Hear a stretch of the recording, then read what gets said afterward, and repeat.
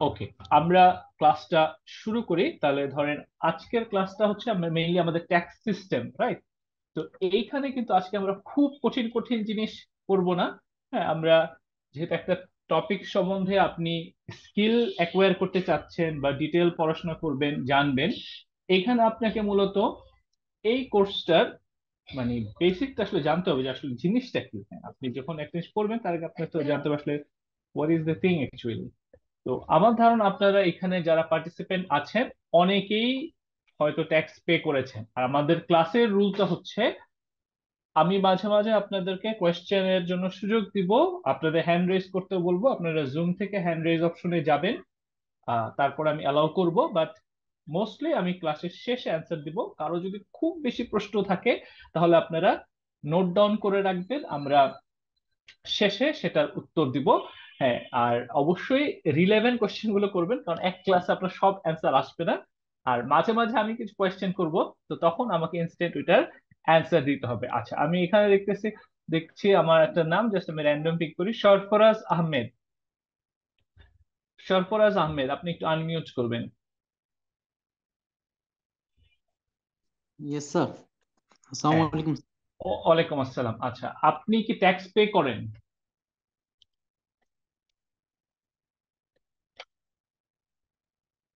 মানে আপনি কি ট্যাক্স পে করেন, কখনো রিটার্ন জমা দিয়েছেন? জি স্যার, রিটার্ন জমা দিয়েছি। আচ্ছা, আপনার মানে পার্সোনাল ওপিনিয়ন কি, নট একাডেমিক ওপিনিয়ন, যে আপনার কেন মনে হয় যে আসলে মানুষ কেন ট্যাক্স দেয় বা আপনি কেন ট্যাক্স দেন? ট্যাক্সটা হচ্ছে এটা আসলে আমরা সোসাইটিতে যে সোসাইটিতে বাস করি সেই সোসাইটি থেকে আমরা অনেক ফ্যাসিলিটিস নেই। হ্যাঁ, এই ফ্যাসিলিটিস এগেনস্টে আমরা গভর্নমেন্টকে পে করি, কারণ আমাদের সিভিলাইজেশনটাকে স্মুথ রাখার জন্য। Right, civilization. খুব সুন্দর অ্যান্সার দিয়েছেন। আসলে আপনার অ্যান্সারের ভিতরে সবগুলো জিনিস চলে আসছে। থ্যাংক ইউ, অনেক সুন্দর অ্যান্সার করেছেন। আচ্ছা, তারপরে আমি মিস্টার লিয়াকত আলী। মিস্টার লিয়াকত আলী। সালাম আলাইকুম। হ্যাঁ, ওয়ালাইকুম আসসালাম। হ্যাঁ, আপনি কখনো ট্যাক্স দিয়েছেন? জি স্যার, নিয়মিত আমি ইয়ারলিও ট্যাক্স দিই এবং আমি কোম্পানিতে এগুলো ট্যাক্সটাও দেখি। ওকে, মোটামুটি তাহলে টিডিএস টা আমি আমাকে দেখি। আ- আমাকে আপনি বলেন যে আপনার কেন মনে হয় যে মানুষ কেন ট্যাক্স দেয়, বা আসলে আমরা কেন রাষ্ট্রকে ট্যাক্স দিব? আচ্ছা, এটা হচ্ছে আপনার হচ্ছে গভর্নমেন্টের একটা মানে রেভিনিউ খাত তো হচ্ছে আপনার বাংলাদেশের একমাত্র হচ্ছে ট্যাক্স এবং ভ্যাট এবং হচ্ছে কাস্টম। হুম। সেই বিষয়ে বাংলাদেশের মানে কাঠামোগত উন্নয়ন এবং বাংলাদেশের সার্বিক উন্নয়নের জন্য আমাদের এই ট্যাক্সটা অবশ্যই উচিত। ওকে ওকে, থ্যাংক ইউ। মানে বোঝা যাচ্ছে গতকালকে আসলে আপনাদের ক্লাসটা খুব ইফেক্টিভ হয়েছে, তা আপনারা অলরেডি হুম। আপনার আসলে অ্যান্সার গুলো সবই টু দি পয়েন্ট হচ্ছে। আচ্ছা, লাস্ট আমি আহ একজনের রেসপন্স নিব। আমি দেখছি যে মিস্টার রুম্পা মেহেরপুর থেকে আছেন। আপনার কি মনে হয়, আপনি কি ট্যাক্স দেন?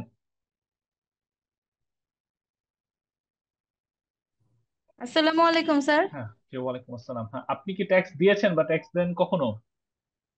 না স্যার, ট্যাক্স দিনে গত বছর প্রথম রিটার্ন সাবমিট করেছিলাম। আচ্ছা, মানে জিরো রিটার্ন উইদাউট ট্যাক্স। জি জি আচ্ছা, জি। তাহলে আপনার কি মনে হয় যে আসলে মানুষ কেন ট্যাক্স দেয়, বা why should people pay tax? Sir, tax দিলে তো আপনি একজন সুনাগরিক হিসেবে এটা আপনার একটা দায়িত্ব মেনলি। তারপরে হচ্ছে আমাদের দেশের যদি আমরা ডেভেলপ করতে চাই, তাহলে যদি আমরা মানে স্বনির্ভর হতে চাই, বাইরে থেকে যদি কোনো কিছু না নিয়ে নিজেরাই যদি পারি, তো সেক্ষেত্রে তো নিজেরাই যদি ট্যাক্স দিই, সবাই যদি উদ্বুদ্ধ হয় ট্যাক্স দিতে, তাহলে তো আর সরকারের বাইরে থেকে হচ্ছে কোনো কিছু নেওয়া লাগবে না। এই জন্যই। আর হচ্ছে স্যার, আমাদেরই উন্নয়নের জন্য আমাদের ট্যাক্স দেওয়ার দরকার, রাইট, এটাই আমি মনে এক্সেলেন্ট। করি স্যার। আসলে খুবই খুবই চমৎকার অ্যান্সার করেছেন। মানে আসলে আমাদের বলতে হয় যে আপনারা যে এখন আর আসলে ট্যাক্স এর স্টুডেন্ট হিসেবে নতুন বা নিউবি না, অলরেডি যেহেতু আপনাদের গতকালকে একটা ক্লাস হয়েছে, আপনাদের অ্যাকচুয়ালি এই জি কনসেপ্টে স্যার। ক্লিয়ার হয়েছে। বাট জি স্যার, এইটা ধন্যবাদ কিন্তু স্যার। জি। Okay, thank you. আচ্ছা, থ্যাংক ইউ। এইটা কিন্তু আমরা যদি দেখি আমাদের ওভারঅল দেশের সিচুয়েশনটা কিন্তু এমন নয়। স্টিল আমরা মোস্টলি অনেকেই কেন ট্যাক্স দিতে হবে বা কেন ট্যাক্স দেয় এটা নিয়ে অনেক আনসার্টেনটির ভিতরে থাকি, বা অনেকেই জানি না, অনেকের কাছে কোয়েশ্চেনটাও ক্লিয়ার না। কারণ আপনার আমি যখন আইবিএ তে ছিলাম, আইবিএ তে আমি যখন পাসিং আউট করি তো আমাদের একটা নিয়ম আছে যে একটা বোর্ড ভাইবা হয়। তো সেখানে দেখা যায় প্রতিটা স্টুডেন্ট যে কোনো একটা টপিকস এর উপরে আহ, তার একটা প্রেজেন্টেশন করে। তো তখন পুরো আইবি এর সব ফ্যাকাল্টিরা সেখানে থাকে। তো আমি যে সময় ছিলাম, তো আমার যে ওই যত ফ্যাকাল্টিরা ছিলেন, তখন যে চেয়ারম্যান স্যার ছিলেন, স্যার আমাকে জিজ্ঞেস করলেন যে ওকে তুমি আমাকে দুইটা প্রশ্নের উত্তর দাও, যে দুইটা প্রশ্ন কোনোটাই আমার প্রেজেন্টেশনের সাথে রিলেটেড ছিল না। তো তিনি আমাকে বললেন, প্রথম কোয়েশ্চেন হচ্ছে যে উনি বললেন যে আমি যে আলো বাতাস পাই এর বাইরে আর কি কারণে আমি ট্যাক্স দিব, why should I pay tax. তার সেকেন্ড কোয়েশ্চেন ছিল যে আহ, গত বছর যে ল্যাপটপ কিনলে রেয়াত পাওয়া যেত, এটা কি এই বছরও পাওয়া যায়? তো ওনার অ্যাকচুয়ালি এই দুইটা কোয়েশ্চেনকে আমি সব প্রোগ্রামে বা সব ক্লাস সেশনে আমি নেওয়ার সময় বলি, কারণ এই দুইটা কোয়েশ্চেন অ্যাকচুয়ালি আমাদের ট্যাক্সেশনের নলেজটাকেই রিপ্রেজেন্ট করে। যে আমরা সবসময় মনে করি যে আসলে আমি কেন ট্যাক্স দিব, হ্যাঁ সবাই মনে করে আমি কেন ট্যাক্স দিব, আমি ট্যাক্স দিয়ে কি পেলাম, এটা একটা কমন কোয়েশ্চেন মানুষের ভিতরে। আর সেকেন্ড যেটা, নেক্সট জিনিসে আমরা খুঁজি যে আসলে কি দিলে আমাদের ট্যাক্স কমবে। হ্যাঁ উনি যেমন আগের বছর দেখেছিলেন যে ল্যাপটপ কিনলে একটা ট্যাক্স রেয়াত পাওয়া যায়। হ্যাঁ একসময় আমাদের আইনে ছিল, এটাকে তুলে দেওয়া হয়েছে, ল্যাপটপ কিনলে রেয়াত পাওয়া যায়। কিন্তু উনি জানতে চাচ্ছে অ্যাকচুয়ালি এটা কি এখনো আছে। মানে আমরা আসলে অধিকাংশ মানুষই চাই আমাদের ট্যাক্সটাকে কিভাবে মিনিমাইজ করা যায়। এটা নাথিং রং, আপনি যখন লর ভিতরে থেকে করেন, it is called tax planning, যেটা হচ্ছে আপনার ট্যাক্স জানার বা ট্যাক্স করার ওয়ান অফ দা কি অবজেক্টিভ। ঠিক আছে, যে আপনাকে আহ, আপনি যদি আইনের ভিতরে থাকেন তাহলে আপনি বলতে পারবেন যে আপনি এটা হচ্ছে ট্যাক্স প্ল্যানিং, বাট আপনি যখন কোনো ইল মোটিভ করবেন that is called tax evasion. হ্যাঁ, তো দুইটা ডিফারেন্ট থিং। আমরা কেন ট্যাক্স দিই এটার অ্যান্সারটা আমি এখনো দিব না, বাট যদিও আপনার অনেক সুন্দর অনেকগুলো অ্যান্সার দিয়েছেন। আচ্ছা আমাকে দেখে কেউ একজন একজন বলেন যে এই যে ছবিটা এখানে লেখা যে আই ওয়ান্ট ইউর ট্যাক্সেস, এই পার্সনটা কে, উনি কে?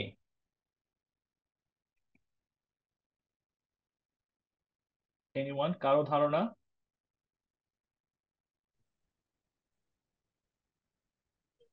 গভর্নমেন্ট। ওই গভর্নমেন্ট। স্যার কে আব্রাহাম লিঙ্কন।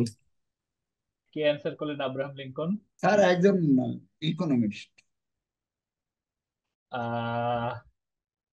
অ্যাকচুয়ালি গভর্নমেন্ট কে অ্যান্সার করলেন? স্যার আমি সরফরাজ আহমেদ। আপনারটা কাছাকাছি। হ্যাঁ অ্যাকচুয়ালি উনি কিন্তু কোনো পার্সন না, হ্যাঁ উনি একটা ফিকশাস ক্যারেক্টার। আমরা ইউএসএ তে দেখি যে অনেক সময় অনেক ক্যাম্পেইনে তার ছবিটাকে ব্যবহার করা হয়। ওনাকে ইউএসএ বলে সবাই uncle Sam. Actually uncle Sam বলতে কেউ ছিল না, মানে এইটা হচ্ছে অনেকটা গভর্নমেন্ট তার মেসেজ গুলো এই ক্যারেক্টারের থ্রুতে দেয়। হ্যাঁ এটাকে বলে অনেকটা আমরা যে বিবেক যেটাকে বলি, যে অনেক সময় আপনারা যারা মঞ্চ নাটক দেখেছেন অনেক সময় দেখা যায় যে এই কথাগুলো মানে বিবেক বলে একটা ব্যক্তি থাকে যে এসে বলে, এটা অ্যাকচুয়ালি কোনো ব্যক্তি না, একটা ফিকশাস ক্যারেক্টার। তো ইউএসএ তেও একটা ফিকশাস ক্যারেক্টার হচ্ছে আঙ্কেল স্যাম। তো আঙ্কেল স্যাম এই পোস্টারটা আসে যখন হচ্ছে আমেরিকাতে গৃহযুদ্ধ চলে।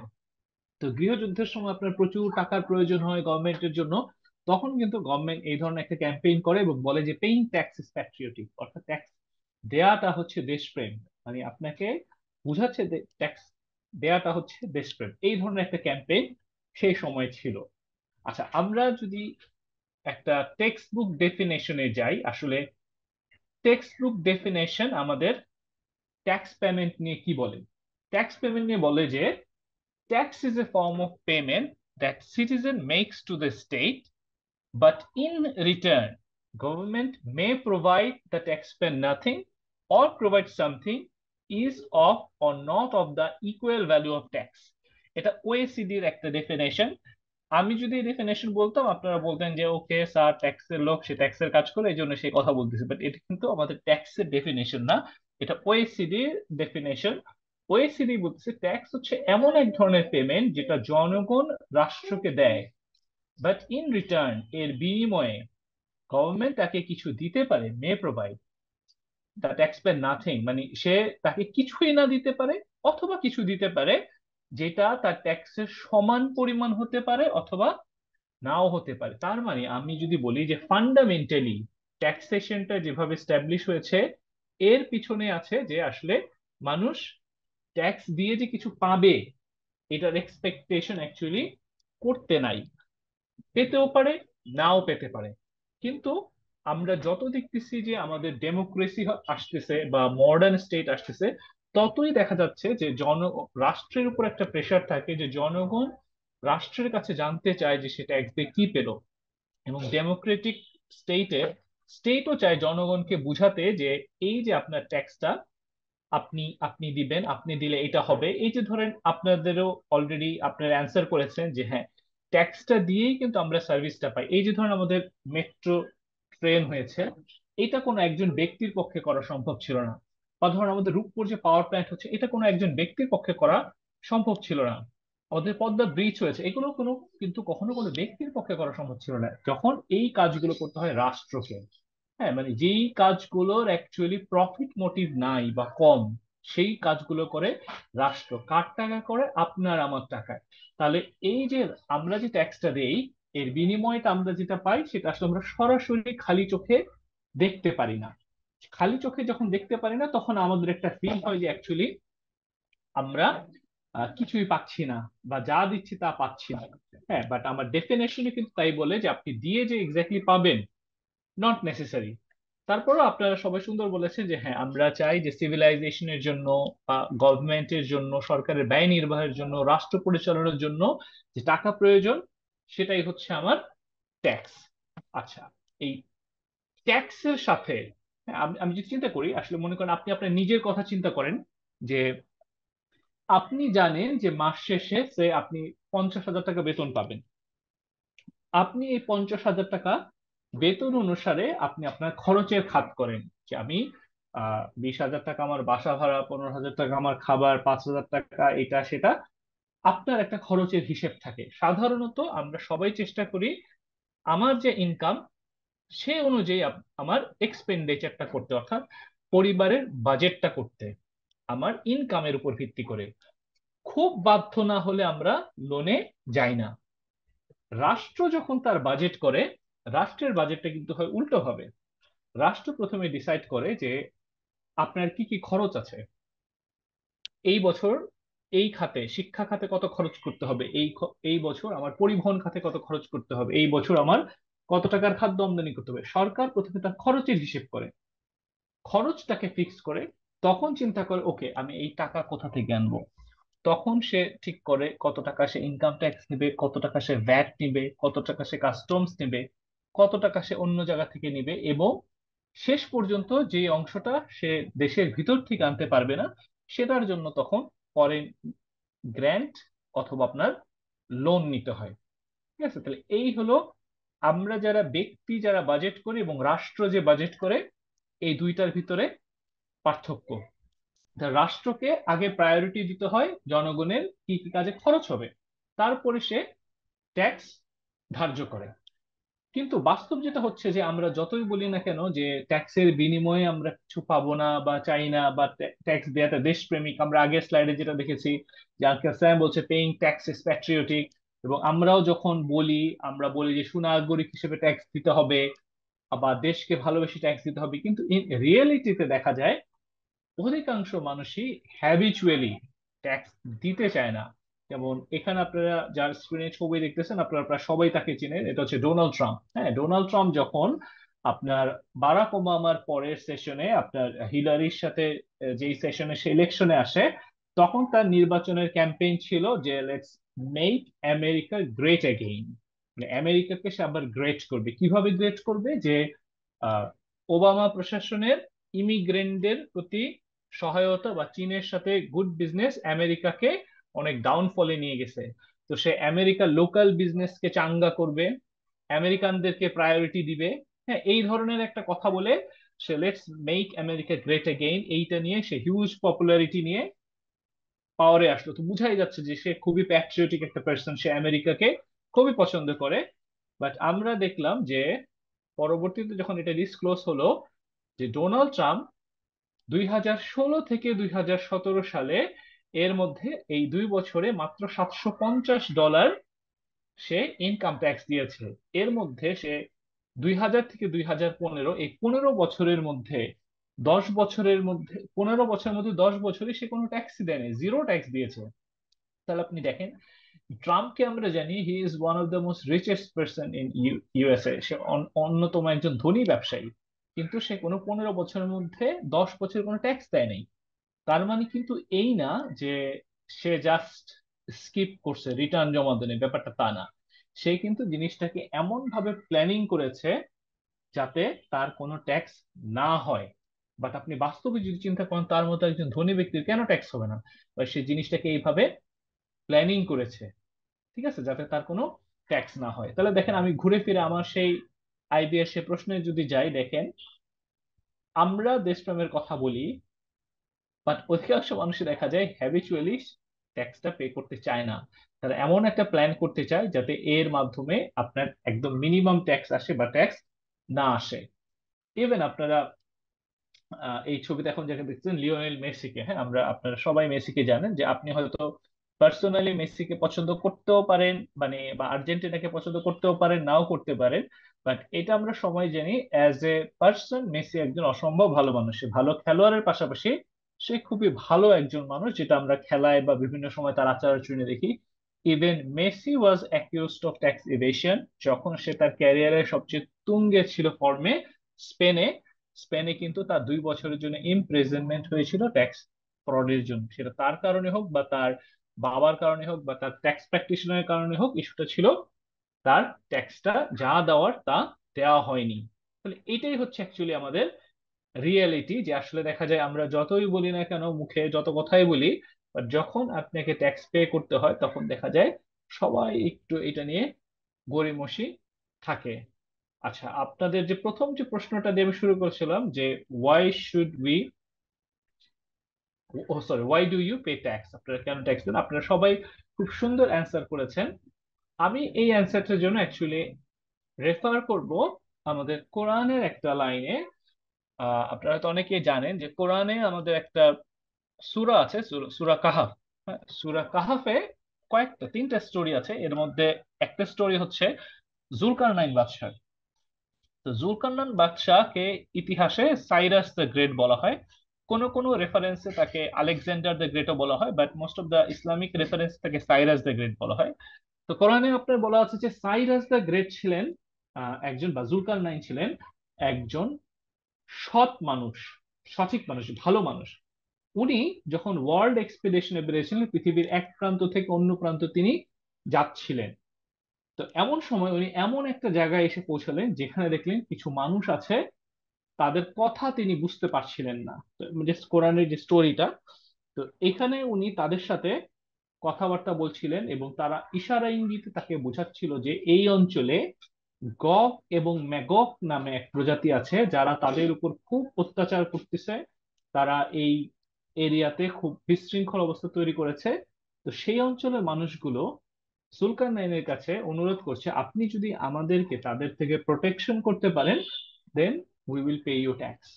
অর্থাৎ সেই স্টোরিটায় বলা আছে যে আপনি যদি আমাদেরকে প্রোটেকশন দিতে পারেন ওই প্রজাতি থেকে, আমরা আপনাকে খাজনা দিব বা ট্যাক্স দিব। এটা হয়তো ইনকাম ট্যাক্স ফর্মে না থাক, বাট সেই সময় একটা ট্যাক্স দিব। তাহলে আমরা যদি এইটাকে একটা রেফারেন্স হিসেবে ধরি, ধরেন কোরআন তো অনেক পুরনো, 1450 বছর আগে লেখা। এই ঘটনাটা তারও আগে, ধারণা করা হয় যে 600 থেকে 530 খ্রিস্টপূর্ব সময়ের এটা। তাহলে সেই সময়েও কিন্তু ট্যাক্সের প্রচলন ছিল, ইনকাম ট্যাক্স বলি বা যাই বলি না কেন, এই ধরনের একটা ট্যাক্সের প্রচলন ছিল। তাহলে সেইটারও উদ্দেশ্যটা ছিল হচ্ছে সিকিউরিটি। তাহলে আমি মূলত যেটা বলতে চাই যে আমরা যে ট্যাক্সটা দেই, আপনাকে সরকার বাধ্য তো, আপনি কি পেলেন না পেলেন তার চেয়ে বড় কথা আপনার যে একটা পরিচয়, যে আপনি একটা দেশের নাগরিক, আপনি যে বাংলাদেশি পরিচয় দেন, এই পরিচয়টাই হচ্ছে আপনার আসলে ট্যাক্স দেওয়ার কারণ। মানে আপনি যখন বিদেশে কোনো দেশে যাবেন, আপনি ফিল করবেন বা আপনি দেখবেন যে কেউ কিন্তু আপনার না, কেউ আপনাকে আপন করে নিবে না। আপনার সিটিজেনশিপ না থাকলে তারা আপনাকে কখনোই নিজের বলে নিবে না। তাহলে রাষ্ট্র যে আপনাকে নিরাপত্তা দিচ্ছে, পরিচয় দিচ্ছে, এর কারণেই মূলত রাষ্ট্রকে ট্যাক্স দিতে হয়। এরপরে যে উন্নয়ন বাকি সবকিছু, এই জিনিসগুলো তো আপনার অবশ্যই আছে। ঠিক আছে। তো আজকে আমি শুরুতেই বলছি যে আজকে ক্লাসটা অনেকটা গল্পের মতো হবে। তো গল্পে গল্পে আমরা আমাদের মানে পড়ার মধ্যে চলে যাব। আচ্ছা, আমি গতদিন যখন আপনাদের সাথে জয়েন করি তখন আমি দেখেছিলাম যে শাহরিয়ার আপনাদের আমাদের ডিরেক্ট ট্যাক্স ইনডিরেক্ট ট্যাক্সের একটা কন্ট্রিবিউশন দেখাচ্ছিলেন। আচ্ছা, আমরা ওই জিনিসটাই যাব। যাওয়ার আগে আমি একটু এই জিনিসটা বলবো যে আহ, আচ্ছা, আমাকে কেউ একজন ভলান্টিয়ার বলেন তো যে গ্লোবালাইজেশন জিনিসটা কি? What is actually globalization?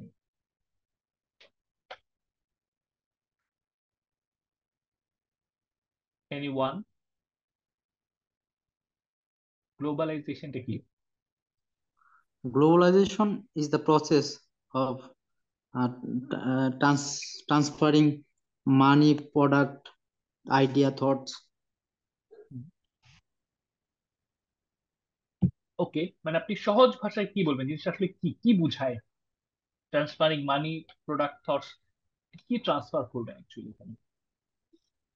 এটা হচ্ছে আমাদের আহ, মানে পৃথিবীর যে প্রান্তে যাই হোক না কেন, আমরা সেটা একটা গ্রামের মধ্যে একেবারে সেটা হচ্ছে আমরা নিজেরা ব্যবহার করব। সেটা হচ্ছে পৃথিবীর যে প্রান্তে সেটা উৎপাদন হোক, যে প্রান্তে সেটা আইডিয়া হোক, আমরা সহজে জানতে পারবো আর কি।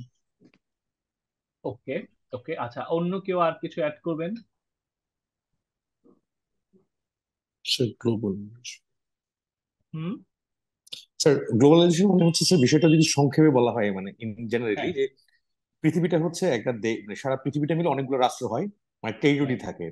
বাট গ্লোবালাইজেশন হচ্ছে একটা বাউন্ডারি বিয়ন্ড এভরিথিং, যে প্রত্যেকটা হচ্ছে একটা গ্লোবাল ভিলেজ আমাকে বলি, মানে পৃথিবীটা হচ্ছে একটা গ্রাম, মানে হুম, কোনো ওই ওই পার্টিকুলার ইস্যুতে কোনো হচ্ছে ব্যারিয়ার থাকবে না, মানে টেরিটোরিয়াল যে ব্যাপারটা থাকে আমাদের, যেমন আমরা এক দেশ থেকে আরেক দেশে গেলে পাসপোর্ট ভিসা লাগে, এর জাস্ট একটু এক্সাম্পল হিসেবে। বাট ওই গ্লোবালাইজেশনটা হচ্ছে বিশ্বায়নের, মানে এক প্রান্ত থেকে আরেক প্রান্ত একটা ভিলেজের মতো থাকবে, দ্যাট ইজ কল্ড হচ্ছে গ্লোবালাইজেশন। এটা হচ্ছে মানে আমি খুব সংক্ষেপে বললাম আর কি। রাইট, রাইট, খুব খুব সুন্দর অ্যান্সার দিয়েছেন। আমি আসলে এই শব্দটা খুঁজতেছিলাম যে টেরিটরি, হ্যাঁ, বা টেরিটোরিয়াল বাউন্ডারি। যে আমরা যে এখন যে বর্তমান যে বিশ্বটাকে দেখি বা বিশ্বটাকে চিন্তা করি, এইটা মূলত একটা টেরিটোরিয়াল বাউন্ডারি দিয়ে ঘেরা। হ্যাঁ, যে আপনার আপনার আমাদের এই কথাটা আমার পরে আবার লেকচার আবার আসবে। এই টেরিটোরিয়াল বাউন্ডারি কনসেপ্টটাই কিন্তু আসছে প্রথম বিশ্বযুদ্ধের পরে। আমরা বিভিন্ন বর্ডার দিয়ে দেশগুলোকে ভাগ করে দিছি, এটা বাংলাদেশ, এটা ইন্ডিয়া, এটা শ্রীলঙ্কা। তো প্রথম বিশ্বযুদ্ধের পর থেকে এই বর্ডার দিয়ে রাষ্ট্রর কনসেপ্টটা আসে।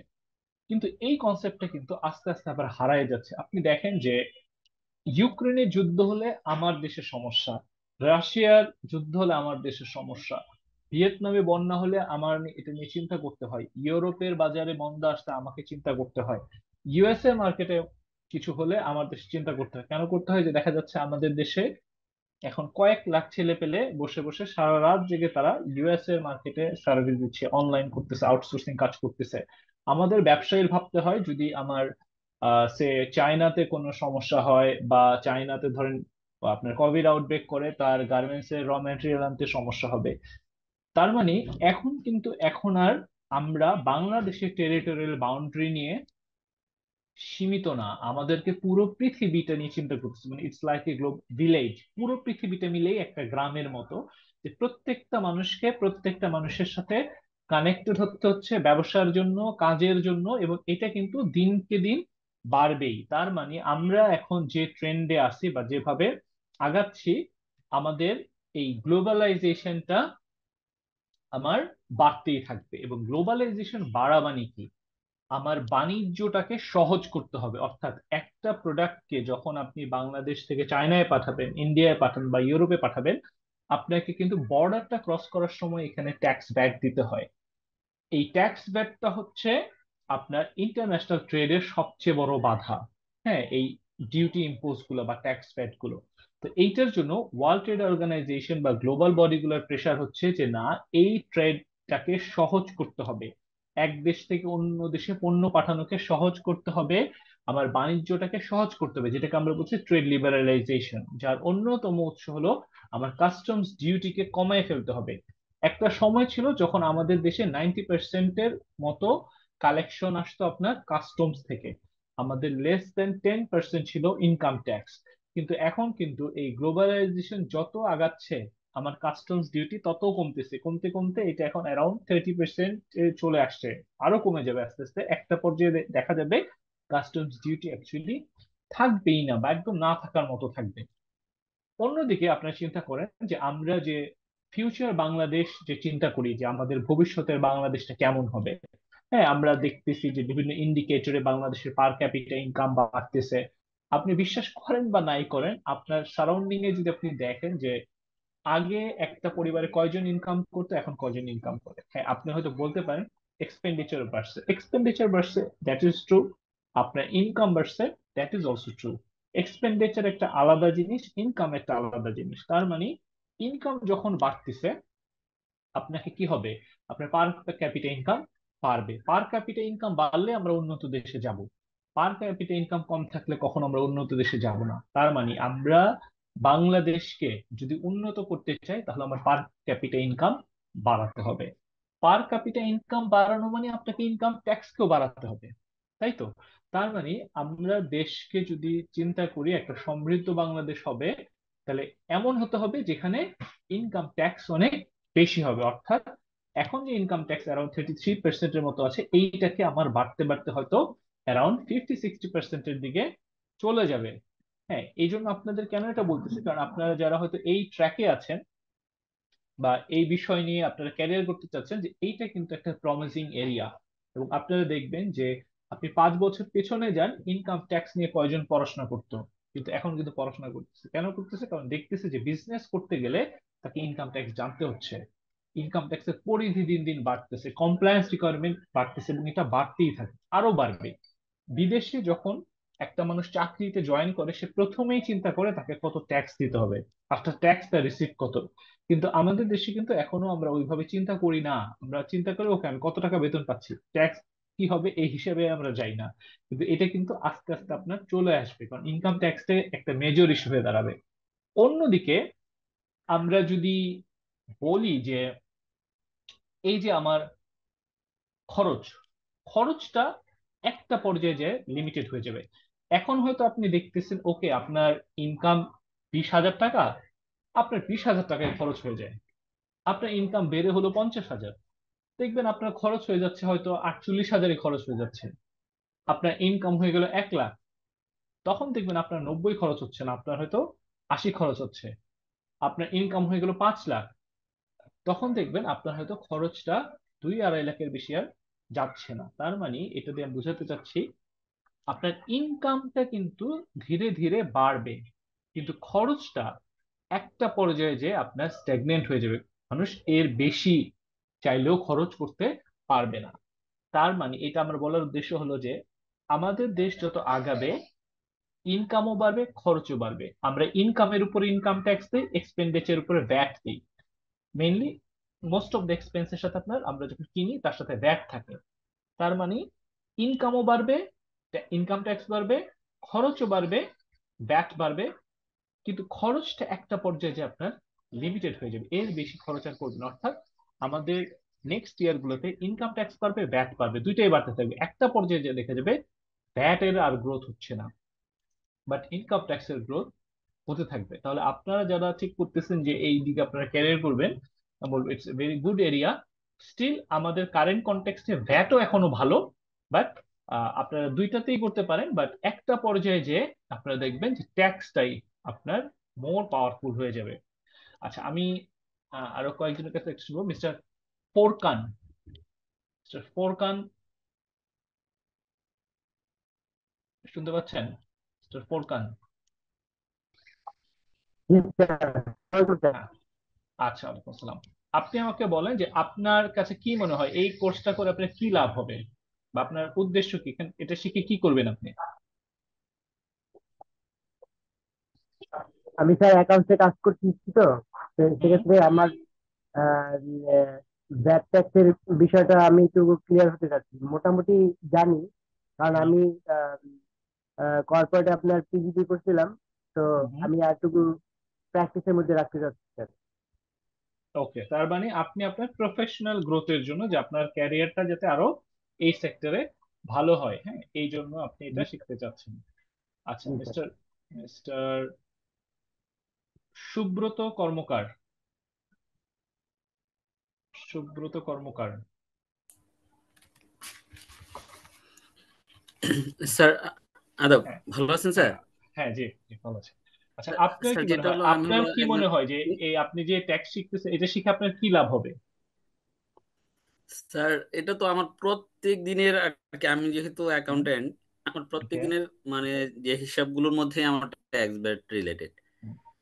তো ওকে, আমি যে প্রতিষ্ঠানে কাজ করি তারা আমার কাছে প্রত্যাশা করে আমি ট্যাক্স এন্ড ভ্যাট যাতে কমপ্লায়েন্স অনুসারে সঠিকভাবে হিসাব লিপিবদ্ধ করতে পারি, এই ওকে, বিষয়ে আমি প্রতিনিয়ত আপডেট থাকার জন্য, এবং আমাদের যারা আমাদের প্রফেশনে নাই, যেমন যারা পারচেজ ডিপার্টমেন্ট আছে, মার্কেটিং ডিপার্টমেন্ট আছে, তাদের যথার্থ রেট বা কিভাবে ট্যাক্স ভ্যাট গুলো নিয়ে ডিসকাশন করতে হবে সেটা যাতে তারা প্রপারলি নেগোশিয়েট করতে পারে, সেটা জানার জন্যই আমি সবসময় আপডেট থাকি এবং এই কোর্সগুলো করি স্যার।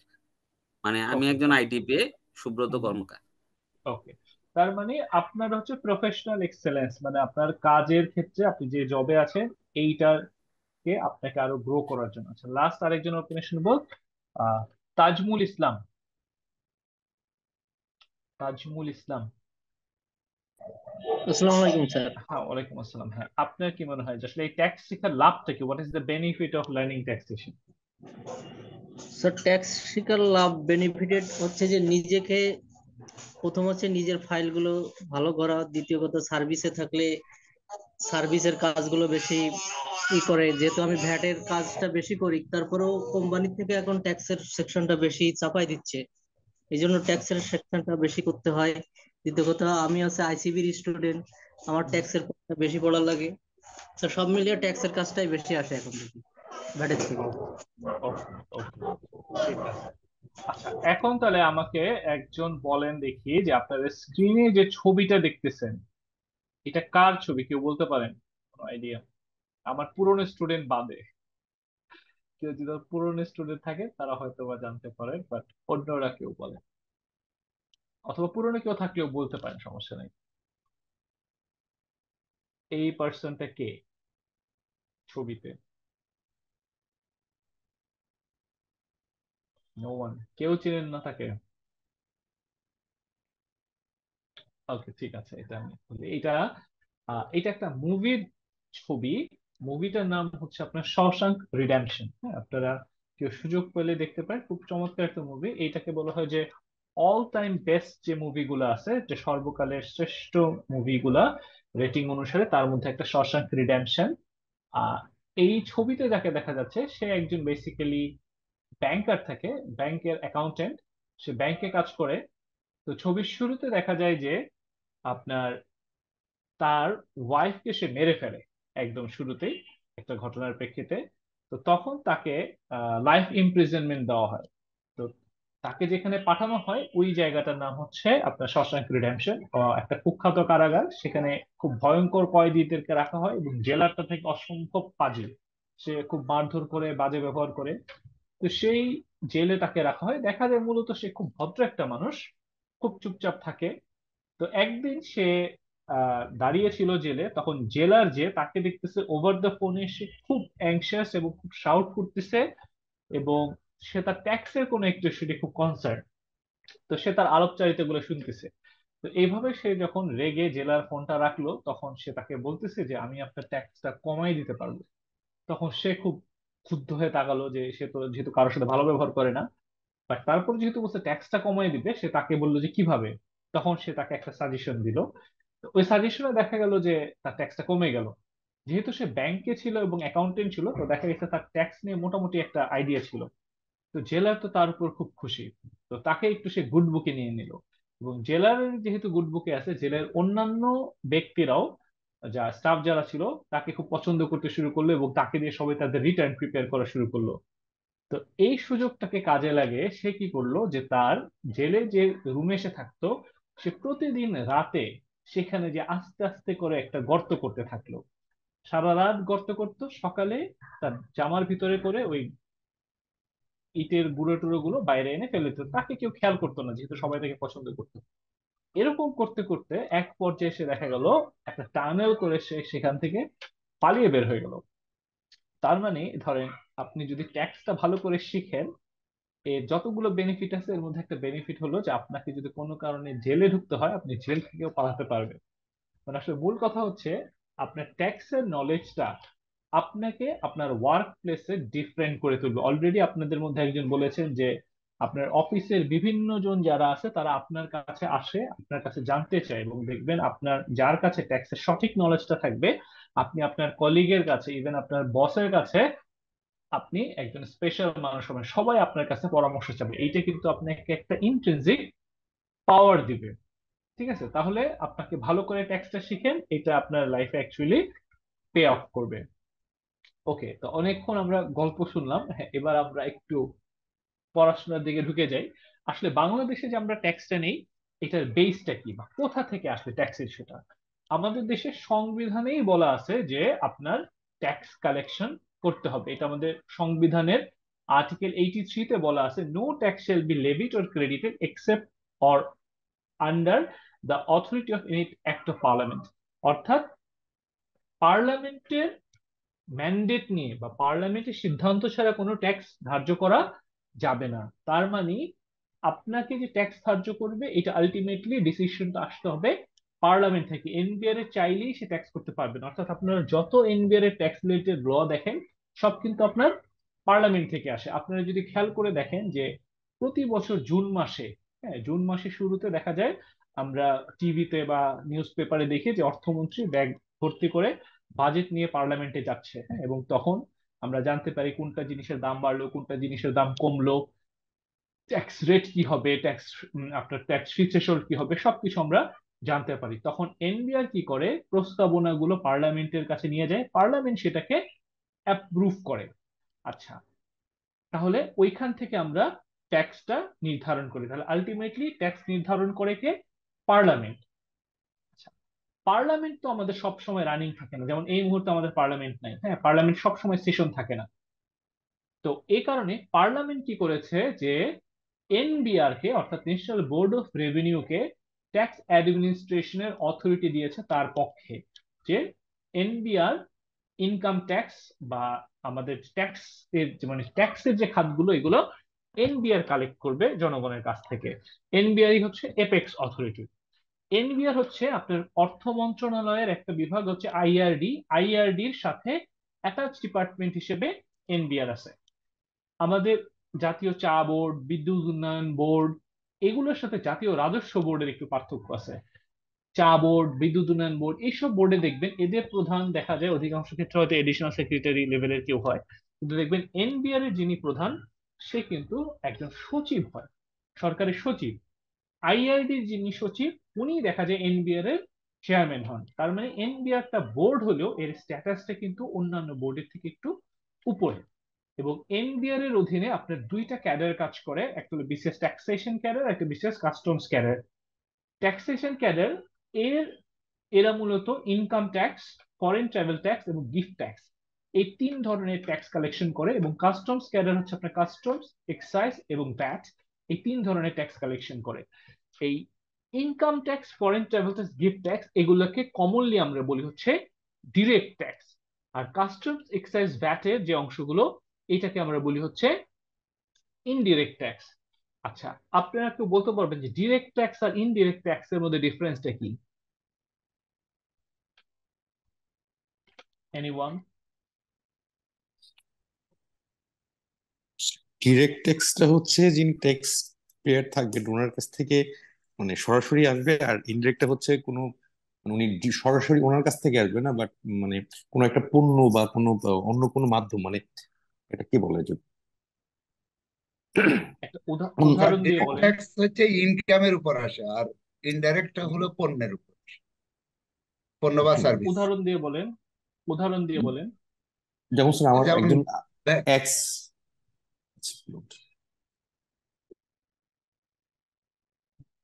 বলেন ভাই বলেন। অ্যান্সারটা তো পাই না এখনো। আচ্ছা বলেন, একজন স্যার ওই বলেন, অসুবিধা নেই।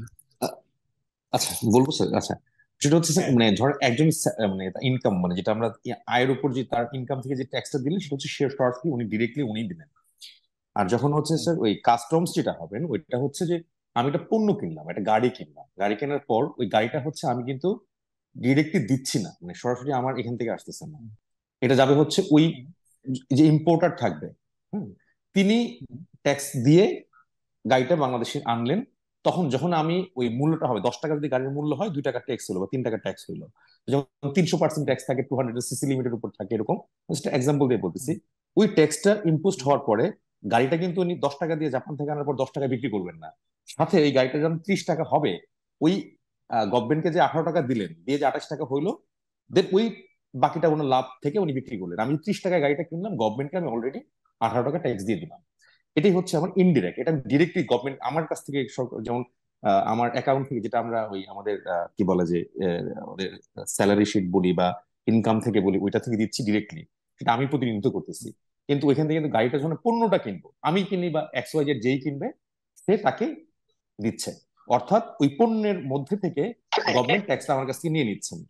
আর আমার যেটা ইনকাম, যদি সেটা বৈধভাবে আমি রাখতে চাই আর যে হচ্ছে সিটিজেন হিসেবে, নাগরিক হিসেবে, তো তো সেটা হিসেবে যেন আমার ডিউটি হিসেবে থাকে, যেহেতু এটা একটা আইনই, তো যে আইন মানা তো হচ্ছে প্রত্যেকটা সিটিজেনের হচ্ছে দায়িত্ব, রেসপন্সিবিলিটি না শুধু, এটা হচ্ছে বাধ্য আমরা মানতে। তো সেটা হচ্ছে আমি এটা ডিরেক্টলি আমি লাইবল। আর ওইটা যেটা মানে যেটা আমি গাড়ি পণ্য কিনলাম, পণ্যটাতে হচ্ছে যে কিনবে পণ্যটা সেই ট্যাক্সটা দিয়েই কিনবে, কিন্তু ট্যাক্সটা কিন্তু আমি ডিরেক্টলি দিচ্ছি না যে আমার কাছ থেকে সে নিবে বা সে যে ইম্পোর্টার তার কাছ ওকে, থেকে নিচ্ছে। এটাই। ঠিক স্যার আছে, এটা ক্লিয়ার। ধরেন আমি আরেকটা খুব সহজ উদাহরণ দিয়ে বলি। আপনি প্রথম যেটা বললেন salary, it's very good example. ধরেন আপনি স্যালারি পাচ্ছেন প্রতি মাসে, আপনার স্যালারি থেকে অফিস আপনার ট্যাক্স কেটে রাখলো, আপনাকে দিয়ে দিচ্ছে। আপনার অফিস যদি না কাটে, আমি কার কাছে যাবো? আপনার কাছ থেকে ট্যাক্স নিব। অর্থাৎ আপনার ইনকাম ট্যাক্সের জন্য লায়াবল আপনি নিজেই। হ্যাঁ, অর্থাৎ আপনার নিজেকেই আপনার ট্যাক্সটা দিতে হবে। আপনি আপনার ট্যাক্সটা অন্য কারো কাছে শিফট করতে পারবেন না। অর্থাৎ আপনার ইনকাম ট্যাক্স আপনার নিজের liability, it is a direct tax. অন্যদিকে মনে করেন আপনি একটা মিষ্টির দোকানে গেলেন, আপনি মিষ্টি কিনতে গেলেন, মিষ্টির দোকানদার আইন অনুসারে আপনার কাছ থেকে ভ্যাট রাখতে বাধ্য, কিন্তু দেখা গেল সে কোনো কারণে ভ্যাট রাখলো না। হ্যাঁ, তাহলে আমি কিন্তু এনবিআর কিন্তু আপনাকে ধরবে না, এনবিআর ধরবে হচ্ছে মিষ্টির দোকানকে। কারণ মিষ্টির দোকানের কাজটা ছিল আপনার কাছ থেকে ভ্যাটটা কালেকশন করে দেওয়া, যদিও কিনেছেন আপনি। অর্থাৎ আপনি কিন্তু আপনার লায়াবিলিটিটা শিফট করে দিয়েছেন মিষ্টি দোকানদারের কাছে। অথবা মনে করেন আপনার ভ্যাট 15 টাকা আসছে, আপনি 100 টাকা কিনেছেন, 15 টাকা ভ্যাট আসছে, আপনি মিষ্টি দোকানে 15 টাকা দিয়ে আসছেন, আপনি দিয়ে চলে আসছেন। এনবিআর কিন্তু স্টিল আপনাকে খুঁজবে না বা আপনার কাছ থেকে ভ্যাট নিবে না, আপনি দোকানে দিয়ে আসছেন, এনবিআর ওই দোকানের কাছ থেকে কালেকশনটা করবে।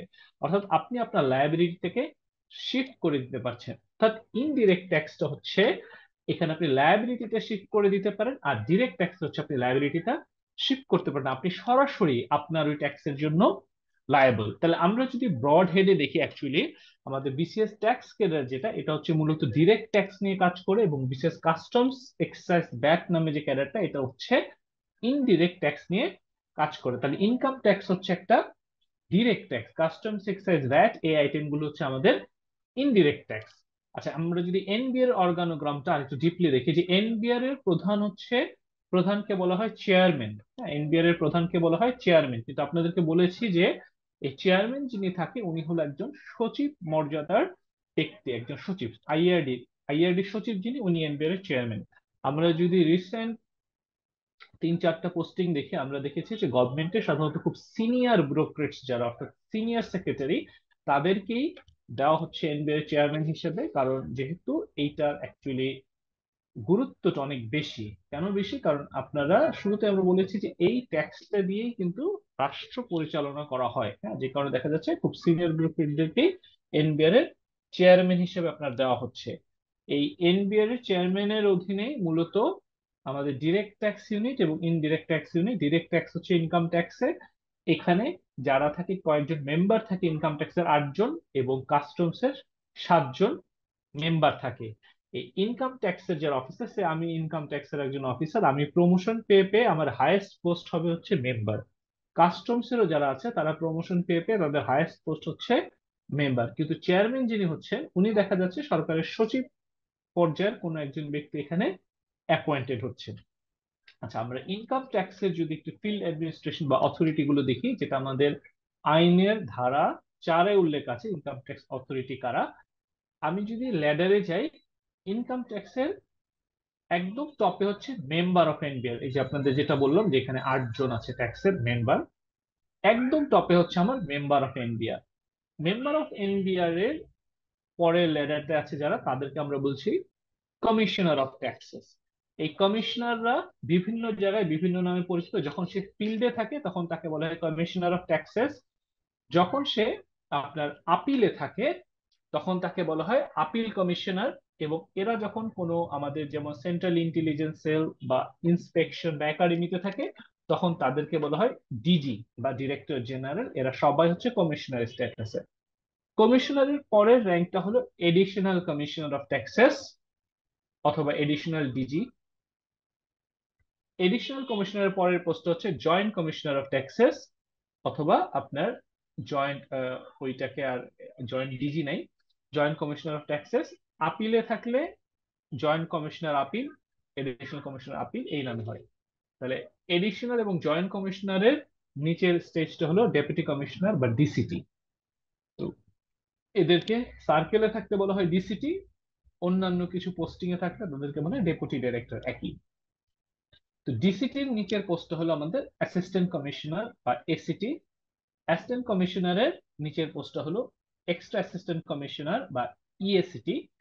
এই ডিসিটি, এসিটি এবং ইএসিটি এরা তিনজনই হচ্ছে সার্কেলের প্রধান, অর্থাৎ এরা একটা ট্যাক্সেস সার্কেলে পোস্টেড থাকে। অর্থাৎ আপনাদের যখন কোনো কমিউনিকেশন হয় আপনার মূলত এই ডিসিটিদের সাথে কমিউনিকেশন হয়। তার নিচে হলো ইন্সপেক্টর, অর্থাৎ যখন দেখা যায় ইদানিং বিসিএস নন ক্যাডার থেকে ইন্সপেক্টর হয়, আবার দেখা যায় ডিপার্টমেন্টে যারা অনেকদিন ধরে কাজ করে প্রমোশন পেয়ে পেয়ে এক পর্যায়ে তারা ইন্সপেক্টর হয়। তো ইন্সপেক্টর থেকে প্রমোশন পেলে হয় ইএসিটি, ইএসিটি থেকে প্রমোশন পেলে হয় এসিটি। আর যারা বিসিএস দিয়ে জয়েন করে তারা সরাসরি আপনার এসসিটি দিয়ে জয়েন করে। তারপরে এই হলো তাদের স্ট্রাকচার। তাহলে আপনি দেখেন এখানে যারা আছে এরা হলো ইনকাম ট্যাক্সের অথরিটি। তাহলে আপনাদের যদি কারো সার্কেল অফিসে যাওয়ার অভিজ্ঞতা হয় এবং সেখানে যদি আপনারা দেখেন যে সার্কেলে যারা সুপারভাইজার বা স্ট্যানোগ্রাফার বা ইউডি থাকে তারা কিন্তু অ্যাকচুয়ালি ইনকাম ট্যাক্স অথরিটির মধ্যে পড়ে না। আমরা যদি ফিল্ডের অ্যাডমিনিস্ট্রেশনটাকে আরো স্পেসিফিকলি দেখি, একটা কর অঞ্চলের প্রধান হচ্ছে কমিশনার অফ ট্যাক্সেস, হ্যাঁ, জোনের প্রধান। কমিশনারের অধীনে থাকে হচ্ছে এডিশনাল কমিশনার এবং জয়েন্ট কমিশনার, যাদেরকে বলা হয় ইন্সপেক্টিং রেঞ্জ বা রেঞ্জ কর্মকর্তা, রেঞ্জ অফিসার। এবং তাদের অধীনে থাকে মূলত সার্কেল গুলো। হ্যাঁ, এক একটা ঢাকার এক একটা জোনে সাধারণত 22টা করে সার্কেল থাকে এবং সার্কেলের প্রধান হচ্ছে আপনার ডিসিটি, এসিটি বা ইএসিটি। এই সবাই বুঝতে পারে, কিন্তু আমরা যখন আইনে বলবো ওই চেয়ারটার নাম হচ্ছে ডিসিটি। ওইখানে যদি এসিটি বা ইওসিটিও থাকে সে মূলত ডিসিটি নামেই পরিচিত হন, যেহেতু আমার সার্কেলের হেডের চেয়ারের নামই হচ্ছে ডিসিটি। আপনাদের যত ধরনের কাজ মেইনলি মোস্ট অফ দা কাজই আপনার ডিসিটির সাথেই হয়। এডিশনাল বা কমিশনারের সাথে সাধারণত কমই কাজ থাকে। আপনাদের রিটার্ন জমা দেওয়া, সার্টিফিকেট নেওয়া, অ্যাসেসমেন্ট সবগুলো মূলত এই ডেপুটি কমিশনারের সাথেই হয়। আচ্ছা, আমরা এনবিআর এ যদি দেখি যে আমাদের কিছু স্পেশাল ইউনিট আছে। স্পেশাল ইউনিট গুলো হচ্ছে এলটিইউ, লার্জ ট্যাক্স পেয়ার ইউনিট। এখানে তো বড় যারা ট্যাক্স পেয়ার তাদের ট্যাক্স ফাইল গুলো এখানে থাকে। তারপর আমাদের সেন্ট্রাল ইন্টেলিজেন্স ইউনিট, একটা কেন্দ্রীয় গোয়েন্দা ইউনিট। আমাদের আপনারা হয়তো পত্রিকায় যদি দেখে থাকেন যে এনবিআর এর একটা ইনকাম ট্যাক্সের বেশ বড় একটা এক্সপানশন হয়ে গেছে অ্যাকচুয়ালি। এটা হয়তো কিছুদিনের মধ্যে, 2-1 মাসের মধ্যে কার্যকর হবে। সেখানে আমাদের ট্যাক্স ইন্টেলিজেন্স নামে আরেকটা নতুন ইউনিট আসতেছে এবং ই ট্যাক্স ইউনিট নামে একটা ইউনিট আসতেছে যারা ডিজিটালাইজেশনের বা অনলাইন রিটার্ন নিয়ে কাজ করবে। এবং আরেকটা ইউনিট আসতেছে আপনার ইটিডিএস, যারা হচ্ছে টিডিএস এর ইস্যুগুলো নিয়ে মনিটরিং করবে। আর এর বাইরেও আমাদের tax academy, DG inspection, central survey কিছু স্পেশাল ইউনিট আছে। তো এই সব ইউনিট গুলো নিয়ে হলো আমাদের ট্যাক্স অথরিটি। এই জিনিসগুলো আপনাদের জানতে হবে, কারণ আপনি যখন একজন আইটিপি হবেন আপনার তো অ্যাকচুয়ালি জানতে হবে যে কোন ইউনিটের কি কাজ এবং আপনাকে কোথায় যেতে হবে। স্পেশালি এই জিনিসগুলো আপনাকে জানতে হবে যে আপনার সার্কেলের যখন ইস্যু আপনাকে ডিসিটির কাছে যেতে হবে। হ্যাঁ, ওকে। এখন সবচেয়ে ইম্পর্টেন্ট স্লাইড, সোফার আমরা যা ডিসকাস করেছি যে আমার সোর্সটা কি হবে, অর্থাৎ আপনাকে কি জানতে হবে ইনকাম ট্যাক্স জানতে গেলে।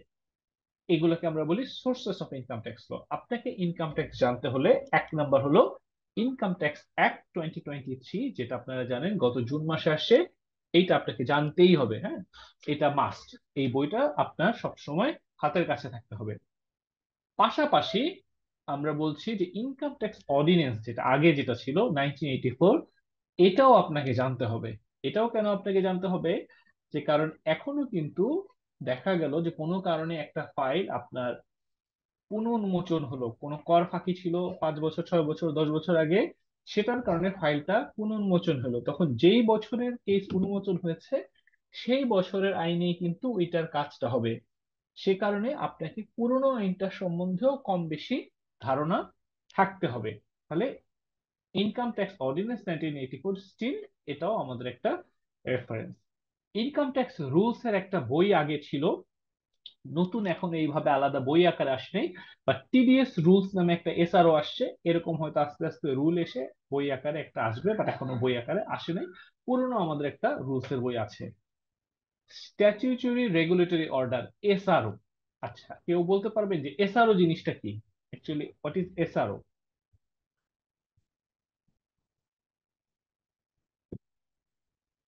কারো আইডিয়া?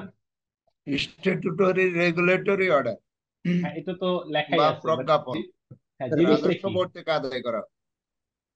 স্যার এটা এটা হচ্ছে জাতীয় রাজস্ব বোর্ড থেকে অর্ডার দেওয়া, আদেশ দেওয়া হয় বা রাইট, জাতীয় রাজস্ব বোর্ড থেকে আদেশ দেওয়া হয়। দেখেন, আপনাদের যখন আমি সংবিধানটা দেখালাম তখন বললাম যে ট্যাক্স ধার্য করার অথরিটি হচ্ছে পার্লামেন্ট, এবং এনবিআর তার প্রস্তাবনাগুলো প্রতি বছর জুন মাসে পার্লামেন্টে নিয়ে যায়। পার্লামেন্টে নিয়ে যেয়ে পার্লামেন্টে সে পাশ করে নিয়ে আসে যে এই বছরের জন্য আমার ট্যাক্স রেট কি হবে, হ্যাঁ, যা কিছু থাকবে, এই সব কিছু পাশ করে নিয়ে আসে। এই যে এই জিনিসটাকে আমরা বলি ফাইন্যান্স অ্যাক্ট। ঠিক আছে, ফাইন্যান্স অ্যাক্টটা হচ্ছে পার্লামেন্টে প্রতি বছর জুন মাসে যেটা পাশ হয় সেটা হলো আমার ফাইন্যান্স অ্যাক্ট, যেখানে মূলত ট্যাক্সের রেট গুলোর কথা বলা থাকে, যে কোন ক্ষেত্রে কত রেটে ট্যাক্স হবে। কিন্তু ধরেন আপনি জুন মাসে পার্লামেন্ট হয়ে গেছে, বাজেট পাস হয়ে গেছে, এই যে ধরেন এখন হঠাৎ করে পেঁয়াজের দাম বেড়ে গেছে, এখন কি করতে হবে? গভর্নমেন্ট হয়তো ডিসিশন নিল, ওকে আমাকে পেঁয়াজ ইম্পোর্ট করতে হবে, ইম্পোর্ট করে আমাকে লোকাল মার্কেটে প্রাইসটাকে কন্ট্রোল করতে হবে। তাহলে গভর্নমেন্টের কুইক ডিসিশন, তাহলে এই জন্য তো আগে পার্লামেন্ট কল করতে হবে, পার্লামেন্ট কল করে পার্লামেন্টে তো উত্থাপন করতে হবে, পাশ করতে হবে, এটা একটা লম্বা সময়ের বিষয়। হ্যাঁ, তো এই ধরনের কিছু ইমার্জেন্সি সিচুয়েশনের জন্য এনবিআর কে অথরিটি দেওয়া আছে, যে কখনো রাষ্ট্রীয় প্রয়োজনে গুরুত্বপূর্ণ জিনিসগুলো এনবিআর তার একটা অর্ডার দ্বারা ইমিডিয়েট ইফেক্টিভ করতে পারে। এগুলোকে বলা হয় স্ট্যাটিউটরি রেগুলেটরি অর্ডার বা এসআরও।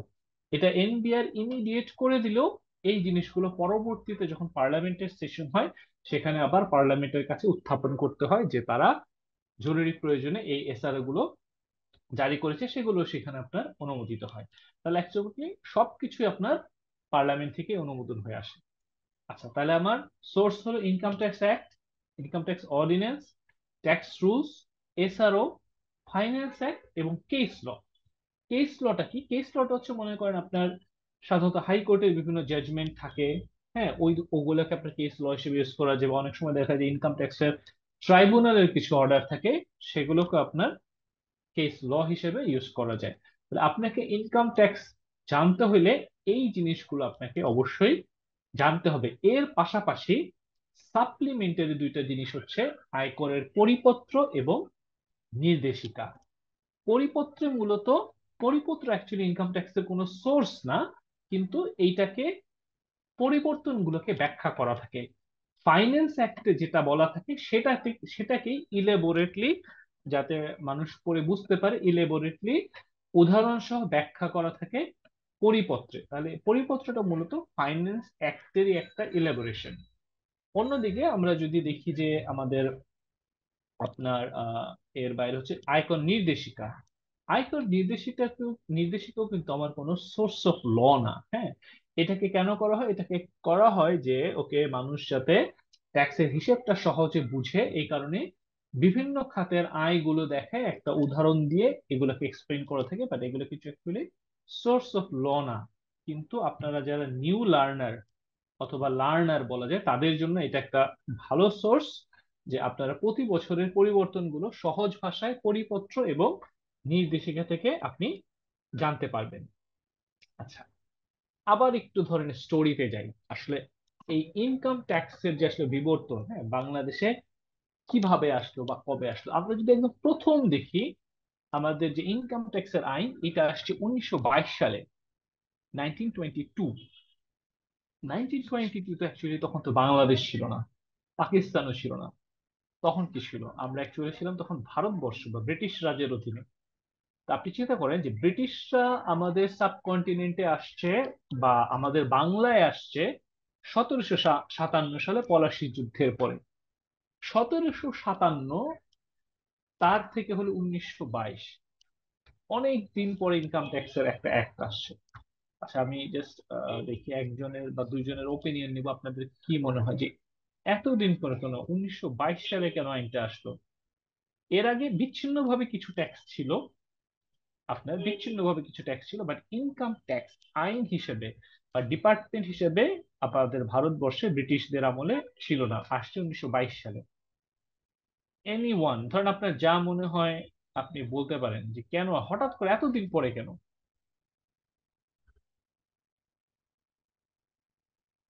যে কেউ?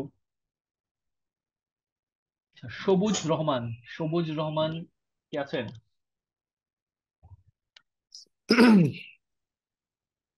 আচ্ছা, সবুজ রহমান। আচ্ছা, একজন আইফোন লেখা, অ্যাকচুয়ালি আপনার নামটা কি? আপনি নামটা এডিট করে নিন। আইফোন তো কারো নাম হয় না, আইফোন লেখা আছে, আপনি কে? ও নামটা কি? স্যার, আমার নাম সাদাত স্যার, চেঞ্জ করবো এটা স্যার। হ্যাঁ, আচ্ছা, ওকে। আচ্ছা, এটার আপনার কাছে হিস্ট্রিটা। কি মনে হয়? আচ্ছা, এটা বলেন। হলো স্যার দুইটা বিষয় স্যার। আমাদের ওই 1975 1757 সালের পর 100 বছর পরে স্যার হচ্ছে ব্রিটিশ ইস্ট ইন্ডিয়া কোম্পানি থেকে সেটা ব্রিটিশ গভর্নমেন্ট, যেটা আমরা বলি হচ্ছে ব্রিটিশ রাজ পরিবার, হুম, এটাকে স্যার তাদের হাতে নেয়। হ্যাঁ, হুম, ইস্ট ইন্ডিয়া কোম্পানির হাত থেকে পড়ে। তো পরবর্তীতে স্যার আমরা ওই যে একটা গল্প পড়ি স্যার, যে লর্ড কর্নওয়ালিস স্যার আমাদের হুম, বন্দোবস্ত একটা প্রথা ছিল। তো হুম। ট্যাক্সেশন কিন্তু স্যার ছিল, বাট আমরা ভিন্নভাবে ছিল।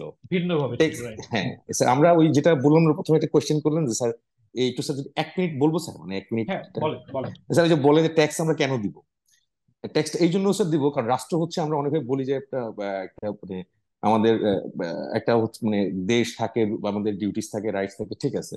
কিন্তু তারপরেও স্টেট হচ্ছে একটা ইনস্টিটিউশন, যে ইনস্টিটিউশনটা হচ্ছে পরিচালনার জন্য যেমন ব্যয় থাকে, একটা থাকে পরিচালনা ব্যয় থাকে, রাষ্ট্র চলে, রাষ্ট্রযন্ত্র চলে। তো সেই ক্ষেত্রে আমাদের যারা সদস্য থাকি, আমরা যারা জনগণ, তারা হচ্ছে মেম্বার। এখন এইটা ওই রাষ্ট্র যত ভালো, যেই দেশের যেই রাষ্ট্র অর্থনৈতিকভাবে স্বাবলম্বী, তাদের ট্যাক্সের দেওয়ার হারটা সারা নিশ্চয়ই ভালো জানবেন, মানে তাদের ট্যাক্স দেওয়ার মানসিকতা এবং মানে ট্যাক্স কালেকশনের হারটা অনেক বেশি, তাহলেই সেটা সম্ভব হয়। তো এখন স্যার ওই যে বললাম যেটা কেন হইতো, কারণ 2022 সাল পর্যন্ত শিল্পায়নের একটা দুইটা বিষয় এখানে আমার মনে হয় ব্যক্তিগতভাবে, একটা হচ্ছে যে অলরেডি আমাদের ট্যাক্স কালেক্ট করা মানে কর নেওয়ার যেটা ধারাটা, সেটা ছিল হচ্ছে আমাদের এই যে আমাদের লর্ড খাজনা। কর্নওয়ালিসের প্রবর্তিত আমাদের যে মানে কি যেন বলে একটা এই খাজনা বলতো তারা, যে খাজনা, চিরস্থায়ী বন্দোবস্ত হ্যাঁ দিয়ে চিরস্থায়ী জমির, বন্দোবস্ত, হ্যাঁ, হ্যাঁ জমির খাজনা, জমিদারের কাছ সান্ধ্য- থেকে একটা আসতো। জমিদারের কাছ থেকে সান্ধ্য আইন বলে যে সন্ধ্যার আগে দিতে হবে, না হলে জমিদারি বিলুপ্ত হবে, এরকম একটা প্রথা। তার মানে ট্যাক্স তো আমাদের কালেক্ট হইতোই। তো পরবর্তীতে স্যার যখন আমাদের শিল্পায়নটা আসে, যে রেনেসাঁ যুগ মানে ইউরোপে যখন শিল্প বিপ্লবটা হয়, তখন স্যার ওই জমিদারি প্রথার বাইরেও মানে আমাদের ওই যে লোকাল খাজনাগুলা ছিল, এর বাইরেও তখন আমাদের কিছু কর্মকর্তা বা ইনস্টিটিউশনাল ডেভেলপমেন্ট হয়। তো তখন দেখা যায় যে ব্রিটিশরা ওরা মনে করেন যে ওইখানে তারা তো ট্যাক্স দিচ্ছেন, যারা ওই কৃষকরা দিচ্ছেন, প্রজারা দিচ্ছেন, হাট বাজার থেকে দিচ্ছেন, এরকম থেকে, কিন্তু ওই যে যারা থাকবেন কর্মচারী কর্মকর্তা, তাদের তো ট্যাক্সের আওতায় আনতে হবে। এটা আমার পার্সোনাল অপিনিয়ন, আমি যে স্টাডি করি নাই, এটা আমার সেন্স থেকে বলতেছি। যে তখন আমার মনে হইলো তারা এটা ভাবলেন যে ওই কর তো আমি নিচ্ছি, জমির থেকে নিচ্ছি বা আমাদের হাট বাজার থেকে নিচ্ছি বন্দোবস্তের মাধ্যমে, তো এই ব্যক্তিদের কর আমি কিভাবে কালেক্ট করব, এই প্রয়োজনীয়তা থেকে স্যার মনে হয় স্যার ইনকাম ট্যাক্স এরা হচ্ছে 1922 সালে এটা করার প্রয়োজনীয়তা মনে করেন। ট্যাক্স যে কখনো মৌকুফ ছিল, দিতাম না তা কিন্তু না, দিতে না, আমাদের সেটা হইতো, অন্য অন্য ফর্মে অন্য ছিল, বাট অন্য ফর্মে ছিল, ইনফর্মাল ছিল, রাইট। ইনফর্মাল ছিল। সুন্দর, আপনি খুব সুন্দর ব্যাখ্যা করেছেন। হ্যাঁ, আসলে জিনিসটা অনেকটা ওই রকমই, যে ধরেন আপনার ট্যাক্সটা বিভিন্ন সময় ছিল ইনফর্মালি, বাট ফর্মালি ট্যাক্স ছিল না। বাট এই জিনিসটা একটা জিনিস যেটা ফোকাস করা ছিল, ওয়াই 1922 1922 সালের স্পেশালিটি বা এই সময়ের স্পেশালিটি থেকে আপনারা যে ঘুরে ফিরে দেখেন, যে কারণে আপনাদের ক্লাসের শুরু থেকে যে আমি স্টোরি গুলো বলছি, যে সব যে ছবিগুলো দেখেছি, আসলে সবগুলোর একটা কানেকশন আছে। আপনাদের দেখেন, আমি যখন শুরুর দিকে ডিসকাশন করতে যে বলেছিলাম টেরিটরির কথা, হ্যাঁ, যে বাউন্ডারি, 1900 আমাদের ফার্স্ট ওয়ার্ল্ড ওয়ারের পর থেকে কিন্তু এরকম টেরিটোরিয়াল কান্ট্রি শুরু হলো, যে আমার দেশগুলোকে টেরিটরি দিয়ে ভাগ করে ফেলা হলো। প্রথম বিশ্বযুদ্ধে ইংল্যান্ড বা ব্রিটিশরা কিন্তু একটা পক্ষ ছিল, তারা যুদ্ধে অংশগ্রহণ করে এবং যুদ্ধে তারা জয়ী হয় এবং যুদ্ধে কিন্তু তাদের প্রচুর ক্ষতি হয় বা প্রচুর টাকা পয়সা নষ্ট হয়। আমরা কিন্তু তখন ব্রিটিশ, তাই না? আমরা প্রথম বিশ্বযুদ্ধ করলাম, জাপান আসলো আমাদের এই অঞ্চলে, আমাদেরকে অ্যাটাক করলো, চীনের আধিপত্য তখন ছিল, চীনও এদিকে এদিকে এসে যুদ্ধ করলো। তখন আপনি চিন্তা করেন ব্রিটিশদের থটটা কি, যে একটা যুদ্ধ হলো, তারা দেখতেছে যে ভারতবর্ষ হচ্ছে তার জন্য রেভিনিউ আর্নিং এর একটা অনেক বড় জায়গা। হ্যাঁ, এবং এরকম প্রচুর ইতিহাসের বই আছে, অথবা আপনারা ইউটিউবে সার্চ করলে এরকম প্রচুর টেড টক পাবেন যেখানে বলা হচ্ছে যে অ্যাকচুয়ালি লন্ডন শহরটা গড়ে উঠেছে হচ্ছে আমাদের বাংলার টাকা দিয়ে। হ্যাঁ, আমাদের এই বাংলার যে পাট বিক্রির টাকা, এইটা দিয়েই হয়েছে, বা আমাদের ইন্ডিয়ান সাবকন্টিনেন্টকে লুট করেই মূলত এই ব্রিটেন যে লন্ডন শহর গড়ে উঠেছে। তাহলে তাদের ক্ষেত্রে কিন্তু এই অঞ্চলে একটা থ্রেট হয় ফার্স্ট ওয়ার্ল্ড ওয়ার। এরা দেখলো যে এই অঞ্চলটাকে যদি আমি প্রোটেক্টেড রাখতে না পারি, তাহলে ফিউচারে এই অঞ্চলটা আমার হাতছাড়া হয়ে যাওয়ার সম্ভাবনা আছে। একই সময় 1920 সালের দিকে এই ভারতবর্ষে মহাত্মা গান্ধী আপনার ভারত ছাড় আন্দোলন শুরু করলো, যে ওকে তোমরা কুইট ইন্ডিয়া, তোমরা ইন্ডিয়া থেকে চলে যাও। তো তারা কিন্তু অ্যাজ এ নেশন তারা ফিল করলো যে আমার এই অঞ্চলে আমার নিরাপত্তা বাড়াতে হবে, অর্থাৎ অর্থাৎ আমার আর্মি ডিপ্লয়মেন্ট বাড়াতে হবে। তারা এই সামরিক ব্যয় বাড়ানোর জন্য যে টাকার প্রয়োজন, সেইটাকে উদ্দেশ্য রেখে 1922 সালে ব্রিটিশরা আপনার ইনকাম ট্যাক্স ডিপার্টমেন্ট চালু করলো, ইনকাম ট্যাক্স অ্যাক্টও চালু করলো আইন আকারে। এবং এই 1922 সালের আইনটাই কিন্তু বলতে গেলে এই 2022 সাল পর্যন্তই প্রচলিত ছিল। যদিও 1984 সালে আমরা এটাকে কিছুটা মডিফাই করে ইনকাম ট্যাক্স অর্ডিন্যান্স 1984 হিসেবে আসছিল, কিন্তু এর মেজরিটি টেক্সট বা ভাষা কিন্তু 1922 সালের ভাষাই ছিল, খুব একটা পরিবর্তন হয়নি। আপনারা কেউ যদি পুরনো 1922 সালের আমাদের 1984 যে বইটা আছে পড়ে দেখেন, আপনি ইংলিশ গুলো পড়ে দেখবেন, আপনি হারায় যাবেন যে একটা লাইন কোথায় শুরু হয়েছে কোথায় শেষ হয়েছে, আপনি পড়ে কিছু মানে বের করতে পারবেন না, কারণ এটা সেই পুরনো সময়ে লেখা ছিল। 1984-এ মোটামুটি একটা বড় সংস্কার হয়, কিন্তু ওই ধরনের র্যাডিক্যাল কোনো পরিবর্তন হয়নি। 1984 এটার নামটা অ্যাক্ট থেকে অর্ডিন্যান্স কেন হয়ে গেল? কারণ সেই সময় 84 সালে আমাদের ক্ষমতায় ছিলেন হচ্ছে হুসাইন মোহাম্মদ এরশাদ, উনি ছিলেন প্রেসিডেন্ট। ওই সময় কোনো রেগুলার পার্লামেন্ট ছিল না, আর পার্লামেন্ট যেহেতু ছিল না সে কারণে সে সময় আইন হওয়ার সুযোগ নেই, কারণ আইন করার ক্ষমতা শুধুমাত্র পার্লামেন্টের। রাষ্ট্রপতি সাময়িক প্রয়োজনে অর্ডিন্যান্স জারি করতে পারে। তো এই আইনটা যখন 84 সালে মডিফাই হয়ে জন্ম হয়, জন্মগতভাবে এর নাম ছিল অর্ডিন্যান্স, যেহেতু আইন হওয়ার সুযোগই ছিল না। পরবর্তীতে যখন পার্লামেন্ট হয়, এটা পার্লামেন্টে অনুমোদিত হয়, এমন না যে এটা অর্ডিন্যান্স হিসেবেই ছিল, অনুমোদিত হয়, কিন্তু যেহেতু এটার নামই ছিল অর্ডিন্যান্স, সেহেতু অর্ডিন্যান্স হিসেবে সেটা রয়ে গেছে। তো ফাইনালি আপনারা সবাই জানেন যে 2023 সালের 22শে জুন তারিখে এসে আমাদের নতুন আয়কর আইন 2023, ইনকাম ট্যাক্স অ্যাক্ট 2023 আমরা যেটাকে বলছি, এটা পার্লামেন্টে পাশ হয়। এবং এটা সবচেয়ে বড় বৈশিষ্ট্য যেটা, এটা আপনার বাংলা ভাষায় হয়। বাংলা ভাষায় হওয়ার পিছনেও একটা কারণ আছে, যে সম্ভবত 85 বা 86 সালের পর থেকে হাইকোর্টের একটা রুলিং ছিল যে বাংলাদেশে নতুন যত আইন হবে সব আইন আবশ্যিকভাবে বাংলা ভাষায় হতে হবে। যে কারণে আমাদের এই যে নতুন আইনটা আসে, এবং এটা কিন্তু বাংলায় হয়। হ্যাঁ, এবং বাংলায় হওয়ার সবচেয়ে বড় পজিটিভ যে জিনিসটা আমরা দেখতে পাচ্ছি, যে এখন মানুষের আলোচনার একটা বিষয় হলো ইনকাম ট্যাক্স আইন, হ্যাঁ, আয়কর আইন। কারণ যেহেতু বাংলায় পড়া যায়, খুব সহজে মানুষ এটাকে পড়ে ফেলতেছে। কিন্তু যতদিন এটা ইংরেজি ছিল, এটাকে মানুষ পড়তো না বা পড়তে চাইতো না। তো এখন দেখা যায় এমন অনেক আইন আছে, মানুষজন এটা পড়ে একটু অবাক হয়ে যায় যে ইনকাম ট্যাক্সের এই ক্ষমতা আছে বা এটা করতে পারবে। বাস্তবে সেই ক্ষমতাটা 1922 সাল থেকেই আছে, কিন্তু যেহেতু ইংরেজিতে, এটা হয়তো কেউ কখনো পড়ে দেখে নাই। যেমন ধরেন প্রসিকিউশন, জেল দেওয়ার ক্ষমতা, এইটা যখন বাংলায় আনা আসলো, অনেকেই আমার দেখা গেছে বিভিন্ন যারা জুডিশিয়ারি বা পুলিশিং আছে, অনেক ফ্রেন্ডরা আমাকে ফোন দিয়ে বলতেছে কি ব্যাপার, আপনাদের কি এখন জেল দেওয়ার ক্ষমতা চলে আসছে কিনা? তো এই ক্ষমতা তো 1922 সাল থেকেই ছিল, কিন্তু যেহেতু ইংরেজিতে ছিল, কেউ পড়ে জিনিসটা জানতো না। বাট এখন যেহেতু বাংলায় হয়েছে, এখন মানুষ সহজে পড়ে এটা জানতে পারে। বরঞ্চ যেটা সহজ হয়েছে, 1922 সালের আইনে কিন্তু ছিল যে আপনি যদি রিটার্ন দাখিল না করেন, হ্যাঁ, নন সাবমিশন অফ রিটার্নের কারণে জেল দেওয়া যেত। হ্যাঁ, নতুন আইনে কিন্তু সেটা তুলে দেওয়া হয়েছে যে আপনার অন্তত রিটার্ন নন সাবমিশনের জন্য আপনার জেল হবে না। তাহলে আপনারা এই আয়কর আইন 2023টাই পড়বেন পুরো কোর্স জুড়ে। তো আজকে আমরা মূলত এর বেসিক কিছু টার্মিনোলজি শিখবো। যে আমি গতদিন আপনাদের সাথে ছোট্ট জাস্ট 2-1 মিনিটে যে কথা বলেছিলাম, তখন আপনাদেরকে এই জিনিসটা বলেছিলাম, আপনাকে ইনকাম ট্যাক্স শিখতে হলে মূলত 3টা জিনিস শিখতে হবে। এই 3টা জিনিস শিখাই মূলত ইনকাম ট্যাক্স। ফার্স্ট থিং হচ্ছে আপনার tax payer K, who is your tax payer, K tax দিবে তাকে আপনাকে ডিফাইন করতে হবে, এবং এটা আইনই ডিফাইন করবে যে আপনি কাকে ট্যাক্স দিবে। যে আপনার ছবিতে যাকে দেখতেছেন যে টাকা এনে জমা করতেছে, but he is actually earning, হ্যাঁ, এই পার্সনটা কে বা এই ব্যক্তিটা কে, অর্থাৎ আপনাকে ট্যাক্স পেয়ারকে এটা জানতে হবে। দেন সেকেন্ড হচ্ছে এই যে ট্যাক্স পেয়ার, তার ইনকাম কোনটা, তার প্রফিট কোনটা, বা তার গেইন কোনটা, এইটাকে আইডেন্টিফাই করতে হবে। অর্থাৎ আমার ইনকাম কি সেটা জানতে হবে। এই ইনকামটা জানা আপনার অনেকগুলা ক্লাসে শিখবেন। হ্যাঁ, আমরা বিভিন্ন ধরনের যে ইনকাম গুলো আছে এগুলো আমরা শিখবো। থার্ড পার্ট হচ্ছে আপনার ট্যাক্স রেট। আপনি ব্যক্তিকে আইডেন্টিফাই করতে পারলেন, who is your tax payer, তার ইনকাম কি সেটা আইডেন্টিফাই করলেন, তারপরে আসলেন আপনি ট্যাক্সে। তাহলে tax payer, income, tax rate apply করলে ফাইনালি আপনি পাবেন ট্যাক্সটা। এই 3টা জিনিসই মূলত আমরা এই কোর্সে শিখবো। আচ্ছা, একটা জিনিস আপনারা দেখেন যে আমার যে ইনকাম ট্যাক্স অ্যাক্ট, এর ভিতরে আমার ইনকামের হিসেবের কথা বলা আছে। ইনকামের হিসেব কিভাবে হবে এটা আমার আইনে বলা আছে। কে আমার ট্যাক্স পেয়ার হবে এটাও আমার আইনে বলা আছে।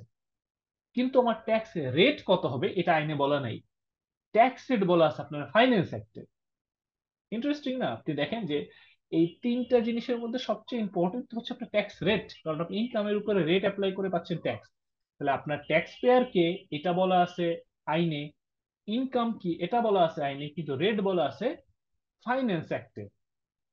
যারা এতক্ষণ পর্যন্ত বলেন নাই এমন কেউ বলেন তো যে কেন এই এই এই জিনিসটা কেন? ট্যাক্স রেট তো খুব ইম্পর্টেন্ট জিনিস, হ্যাঁ, এটা যদি আমার আইনে থাকতো তাহলে তো মানুষ সব সময় জানতে পারতো যে আসলে তাকে কত ট্যাক্স দিতে হবে। কিন্তু এটা কেন ফাইন্যান্স অ্যাক্টে আসতেছে, যেটা প্রতি বছর পরিবর্তন হয়? স্যার, সুব্রত যেহেতু কর্মকার, বলেন। সুব্রত কর্মকার বলছে, হ্যাঁ, বলেন। যেহেতু মানুষের জীবনধারা প্রতিনিয়ত পরিবর্তনশীল এবং এর উপর গভর্নমেন্ট তার ট্যাক্স রেট প্রত্যেক অর্থ বছরে চেঞ্জ করতে পারে। আর ল তো সবসময় চেঞ্জ করা যায় না, ওটা একটা ফিক্সড জিনিস। এর জন্য স্যার লটাকে সেপারেট করা হয়েছে। আর স্যার এই যে ফাইন্যান্স অ্যাক্টের মাধ্যমে রেট গুলো প্রত্যেক বছর চেঞ্জের জন্য নিয়ে আসছে, এটা আমার ধারণা আর কি। আচ্ছা, আরেকটু ইন ডেপথ কেউ বলবেন, আরেকটু ডিটেলস আসলে কেন হলো, কেন আমি রেটকে আলাদা করলাম, কেন আমি রেটকে ফিক্স করলাম না? উনি বলছে মানুষের জীবনধারা পরিবর্তন হয়।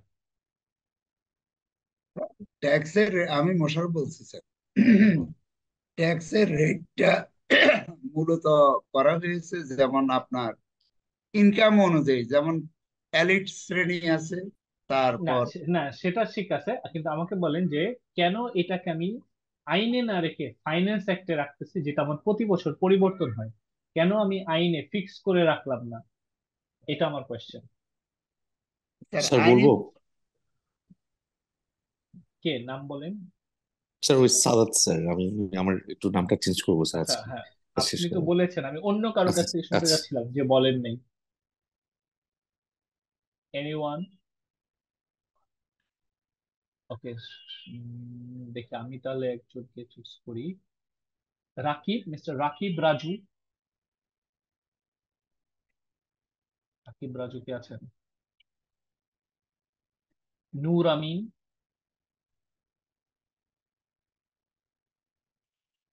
নূর আমিন, তাইবুল ইসলাম,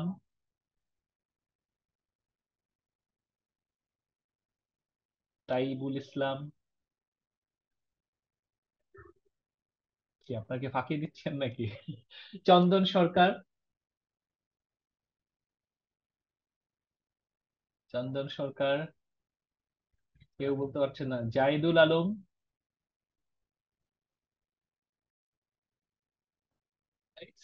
এটা কমন সেন্স, এটা এমন কঠিন করে অ্যান্সার না। আচ্ছা ঠিক আছে, মিস্টার সাদাত আপনিই বলেন যখন অ্যান্সার স্যার দিতে এখানে পারছেন একটু না। ছোট্ট করে বলতে হয় স্যার, কনস্টিটিউশনাল অব্লিগেশন স্যার আমাদের এখানে আছে কিন্তু স্যার। আমরা এই আর্টিকেল এর যে চ্যাপ্টারটা, ওইটা স্যার আমরা অনেক পড়ি না, মানে ডিটেইলে পড়লে স্যার ওইখানেই বলে দেওয়া আছে। সো ওই দিক থেকেও সুযোগ নেই। আর কমন সেন্স থেকে বলি তাহলে স্যার, কারণ ওই আমাদের যে অর্থ বিলটা, অর্থ আইন যেটা আমরা পড়ি, তো সরি আমাদের আয়কর আইন যেটা, এটা হচ্ছে ল, হ্যাঁ, আর স্ট্যাটিউট। আর ফাইন্যান্স অ্যাক্ট যেটা, এটা আমাদের প্রতি বছর ফিসকাল ইয়ারে চেঞ্জ হবে, এটাই স্বাভাবিক। এটা আমাদের কনস্টিটিউশনের ডিরেকশনই দেওয়া আছে। এটা ওভারলোক করার সুযোগ নেই, প্রথমত হচ্ছে একটা। দ্বিতীয় কথা হচ্ছে যে আমাদের ওই স্যার শুরুতে একটা বললেন না আপনি একটা কথা, যে ট্যাক্সটা আমাদের হয় নির্ধারণ হয় ফিসকাল ইয়ারে, যে আমাদের পরবর্তী বছরের বাজেটটা কিরকম হবে। হুম রাইট তো এই রাইট বাজেটের উপর নির্ধারণ করে হচ্ছে আমাদের আয় ব্যয়ের হিসাবটা হয়। তো এখন এমনও হইতে পারে অনেক সময় ট্যাক্স কিন্তু স্যার আমাদের ছাড় দেয়, যে বলে এই পণ্যের উপর আমার, হইতে পারে এরকম, হয়তো অদূর ভবিষ্যৎ হতে পারে যে চিকিৎসার পণ্যের উপর, বা একটা উদাহরণ দিয়ে বললাম, বা খাদ্য পণ্য কৃষি পণ্যের উপর ট্যাক্স আমরা মুভ অফ করে দিব, কারণ অন্য দিক থেকে ট্যাক্সের পরিমাণ এত বেশি আয় হবে গভর্নমেন্টে, যে ওইখান থেকে একটু ছাড় দিল, সমস্যা নাই, হতে পারে, উদাহরণ দিয়ে বললাম আর কি। তো রাইট সেক্ষেত্রে রাইট আয়ের আপনি উপর আপনি ডিপেন্ড করে ব্যয়টা হ্যাঁ কিরকম হয়। রাইট, আমি এই জন্যই অ্যাকচুয়ালি স্যার যে আমরা এটা। যে অ্যান্সারটা চেয়েছিলাম আপনি একদম টু দি পয়েন্ট এটাই বলছেন, যে আমি কিন্তু অলরেডি এই অ্যান্সার আগেই ক্লাসে বলে দিছি। আপনার রাষ্ট্রের ট্যাক্সটা ডিপেন্ড করে তার এক্সপেন্ডিচার অনুযায়ী, যে রাষ্ট্র ঠিক করে এত আমার খরচ করতে হবে। তাহলে এত যদি খরচ করতে হয় তাহলে আমি রেভিনিউ কত নিব, তাকে রেভিনিউ টার্গেট থাকে, সে রেভিনিউ টার্গেট অনুযায়ী সে আপনার তার রেটটাকে ফিক্স করে। ঠিক আছে, যে কারণে রেটটা প্রতি বছর রাষ্ট্রের ডিমান্ড অনুযায়ী ঠিক করা হয়। আবার আপনারা যদি অর্থনীতি ছাত্র হন তাহলে আপনারা জানবেন যে আপনার একটা দেশের অর্থনীতি দুইটা ভিত্তির উপরে চলে, একটাকে বলি আমরা মানিটারি পলিসি আর একটাকে বলি আমরা ফিসকাল পলিসি। এই মানিটারি পলিসিটা দেখে সেন্ট্রাল ব্যাংক, আর ফিসকাল পলিসি দেখে মূলত ফাইন্যান্স ডিপার্টমেন্ট, যার একটা বড় অংশ হচ্ছে সরকারের আয় ব্যয়। তো এই পলিসিটা দিয়ে ঠিক করা হয় রাষ্ট্র কি পরিমাণ ট্যাক্স নিবে। হ্যাঁ, যেমন ধরেন অর্থনীতির সংজ্ঞা বলে যে যখন একটা অর্থনীতিতে ইনফ্লেশন খুব বেড়ে যায় তখন ট্যাক্স রেট বাড়াতে হয়। হ্যাঁ, বাড়াতে হয় মানে ট্যাক্সটা বাড়ায়, মানুষের হাতে টাকা বেশি আছে, এই টাকাটা গভর্নমেন্ট নিয়ে যায়। এবং আপনারা যদি দেখেন এই বছরে যেহেতু এই মুহূর্তে আমাদের ফুড ইনফ্লেশন অনেক হাই, অর্থনৈতিক থিওরি বলে যে তখন আপনাকে ট্যাক্স রেটটা একটু বাড়াতে হবে। আচ্ছা, এখন ধরেন আমরা এই যে এইখানে ছিলাম, যে আমাদের এই বা পাশে যে ব্যক্তিটা টাকা এনে রাখতেছে যে ট্যাক্স পেয়ার, এইটা আমাদের আইনে কি বলতেছে, এই সংজ্ঞাটা দেয়া আছে আমাদের আইনে ধারা 2-69। 2-69 বলা আছে ব্যক্তিকে, এই যে ব্যক্তি, এই ব্যক্তিটাই হচ্ছে মূলত আমার ট্যাক্স পেয়ার। এবং আপনারা দেখেন ডান পাশে যে ছবিটা দেখা যাচ্ছে, এখানে একজন হচ্ছে একটা হিউম্যান মানে মানুষ, আর বাকি কারো কোনো ছবি নেই। অর্থাৎ আমার ট্যাক্স পেয়ার এটা মানুষও হইতে পারে, নন হিউম্যানও হইতে পারে। তাহলে আমার ট্যাক্স পেয়ার মূলত দুই ধরনের, একটা হলো হিউম্যান ট্যাক্স পেয়ার অর্থাৎ যে মানুষ, আর একটা হলো নন হিউম্যান যারা অ্যাকচুয়ালি মানুষ না। আমাদের আইনে মোট কয় ধরনের, 3, 6, 7 ধরনের ট্যাক্স পেয়ার বা ব্যক্তির কথা বলা আছে। একটাকে আমরা বলতেছি স্বাভাবিক ব্যক্তি। স্বাভাবিক ব্যক্তি মানে কি? স্বাভাবিক ব্যক্তি মানে হচ্ছে আপনি আমি, যারা আমরা হিউম্যান বিং, হ্যাঁ, স্বাভাবিক ব্যক্তি, এটাকে বাংলায় জিনিসটাকে রাখা আছে স্বাভাবিক ব্যক্তি অর্থাৎ মানুষ। এর বাইরে কারা? ফার্ম। ফার্ম বলতে বোঝায় পার্টনারশিপ ফার্ম, এটা ওয়েদার রেজিস্টার্ড হোক আনরেজিস্টার্ড হোক দুইটাই হবে। কোম্পানি, আচ্ছা কোম্পানি জিনিসটা কি এটা আমরা এর পরের স্লাইডে দেখবো, কোম্পানি এখন আলোচনা করতেছি না।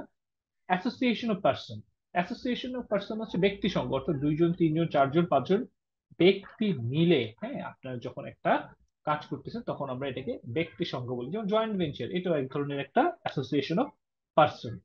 Hindu undivided family, Hindu undivided ফ্যামিলিটা হচ্ছে যে একসময় হিন্দুদের ভিতরে প্রচলন ছিল যে তাদের সম্পদের মালিক কোনো ব্যক্তি এককভাবে হতো না, একটা পরিবার সম্পদের মালিক হতো, সেই পরিবারের একজন কর্তা থাকতেন যিনি এটাকে পরিচালনা করতেন। তো একটা সময় আমাদের দেশে এর প্রচলন ছিল। যখন নতুন আইনটা আসে প্রথমে একবার চিন্তা করা হয়েছিল যে এটাকে বাদ দিয়ে দেওয়া হবে, কিন্তু শেষ পর্যন্ত আর বাদ দেওয়া হয়নি, কারণ দেখা গেছে যেহেতু সেই 1922 সালের আইন থেকে জিনিসটা ছিল, যদি এমন হয় কোনো ব্যক্তি অ্যাকচুয়ালি এই স্ট্যাটাসে থাকে তাহলে তার ট্যাক্স করাটা কঠিন হয়ে যাবে, এই জন্য এটাকে পরবর্তীতে আনচেঞ্জ রাখা হয়েছে। তারপরে ট্রাস্ট, ট্রাস্ট বলতে আমরা যা বুঝি তাই। ফান্ড, ফান্ড হচ্ছে তহবিল, যেটা এরা সবাইকে বলা হচ্ছে আমার ট্যাক্স পেয়ার। তাহলে আমার আইন বলতেছে এনবিআর কাদের কাছ থেকে ট্যাক্স নিয়ে নিবে, এনবিআর এর কাছে ট্যাক্স পেয়ার কারা? এনবিআর এর কাছে ট্যাক্স পেয়ার হলো স্বাভাবিক ব্যক্তি অর্থাৎ হিউম্যান। নন হিউম্যান এর মধ্যে হচ্ছে firm, company, association of person বা AOP, Hindu undivided family, trust এবং ফান্ড, এরা সবাই হচ্ছে আমার ব্যক্তি। আচ্ছা, এখন আসেন কোম্পানির ডেফিনেশনটাই, যে আমি গতদিনও আপনাদের এই জিনিসটা কিছুটা টাচ দিয়েছিলাম আমার অল্প কথার ভিতরে। কোম্পানির একটা ডেফিনেশন 2022 সালের অক্টোবর মাসে এনবিআর থেকে একটা স্পষ্টীকরণে দেয়া হয়। সেইটা দেওয়ার পরে অনেকের ভিতরে অনেক ধরনের রিয়াকশন আসছে, যেটাকে পরবর্তীতে এই বছর যখন আইনে নিয়ে আসা হয় অনেকে এটা নিয়ে খুব কনসার্ন হয়ে গেছে যে হ্যাঁ জিনিসটা আসলে কি, কারণ দেখা যাচ্ছে সবকিছুই কোম্পানি হয়ে যাচ্ছে। আসলে এই কোম্পানি মানে কি? এই কোম্পানি মানে হচ্ছে যে ইনকাম ট্যাক্স পারপাসে এদেরকে আমরা কোম্পানি বলবো। যখনই একটা আইন তৈরি করা হয় আইনের শুরুতে কিছু সংজ্ঞা দেয়া থাকে, ওই সংজ্ঞাগুলো দেওয়ার উদ্দেশ্য হলো ওই আইনের ভিতরে যখন ওই শব্দটা ব্যবহার করা হবে তার মানে এই শব্দ দিয়ে আমি এইটা বুঝাবো, সেটাকে সংজ্ঞা শুরুতে দেওয়া হয়। আমাদের আইনের ধারা 2-এ সব এই ধরনের সংজ্ঞা দেওয়া আছে। এর মধ্যে 2-এর 31-এ যে বলা আছে কোম্পানি কে হবে, তাহলে আমার আইনের ভিতরে যেখানে বলা থাকবে কোম্পানি, তার মানে 2-এর 31-এ যাদেরকে কোম্পানি বলা আছে এরা সবাই হবে আমার কোম্পানি।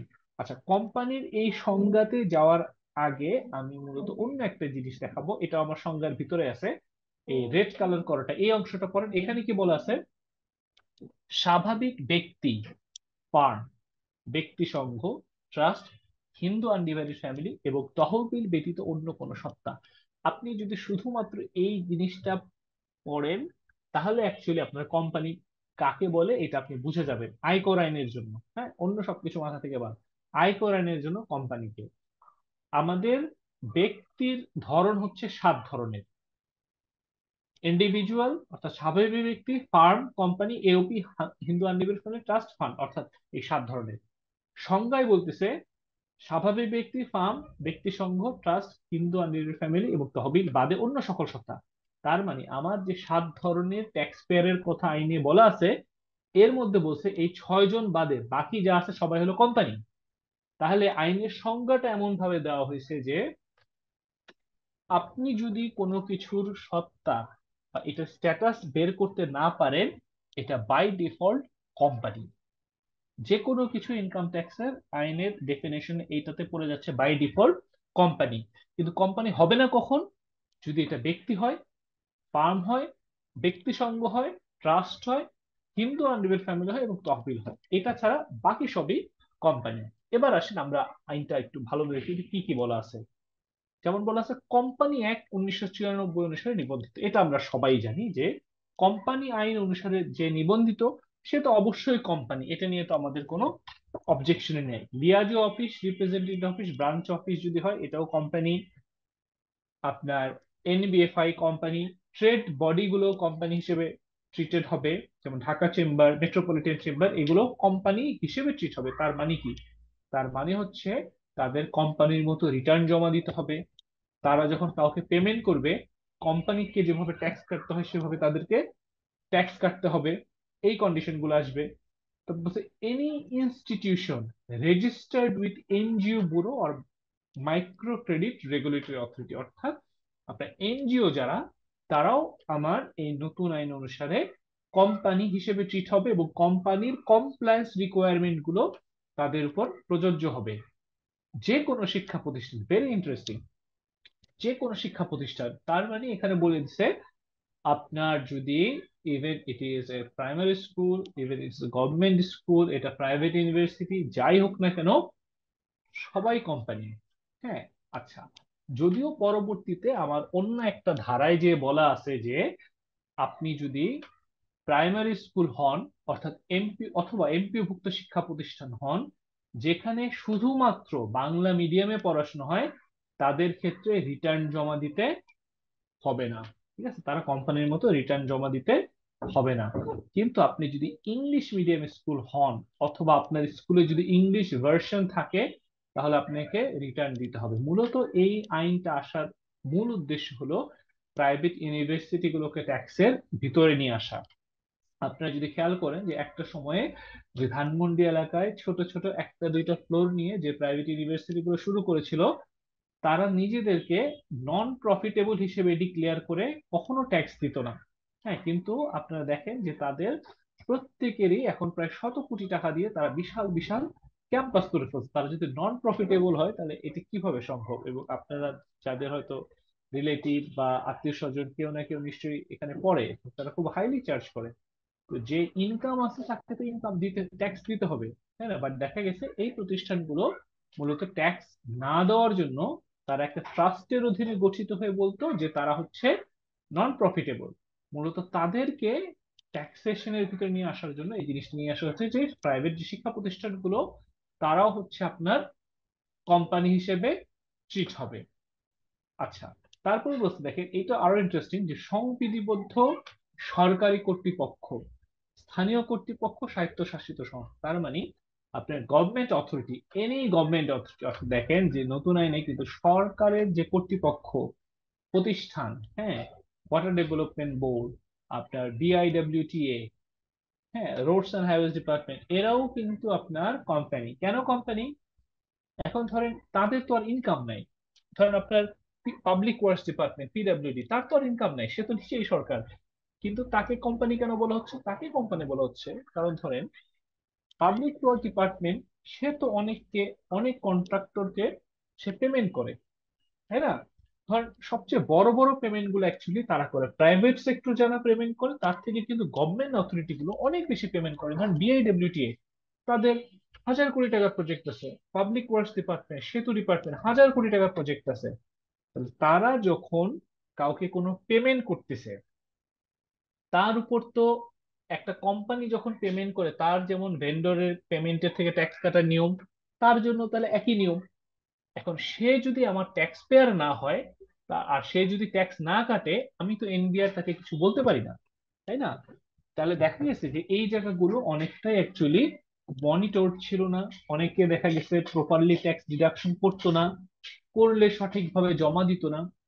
এই ইভেন গভর্নমেন্ট সেক্টরও যারা কাজ করে, গভর্নমেন্ট অথরিটি গুলোকেও ট্যাক্স কমপ্লায়েন্সের ভিতর নিয়ে আসার জন্য এবং উৎসে কর্তরটাকে সঠিকভাবে মনিটরিং করার জন্য মূলত এদেরকেও নিয়ে আসা হয়েছে আপনার কোম্পানি ডেফিনেশন মাধ্যমে। তাহলে তারা যখন পেমেন্ট গুলো করবে তাদেরকেও, গভর্নমেন্ট অথরিটি হলো, তাদেরকেও প্রপারলি টিডিএস করতে হবে।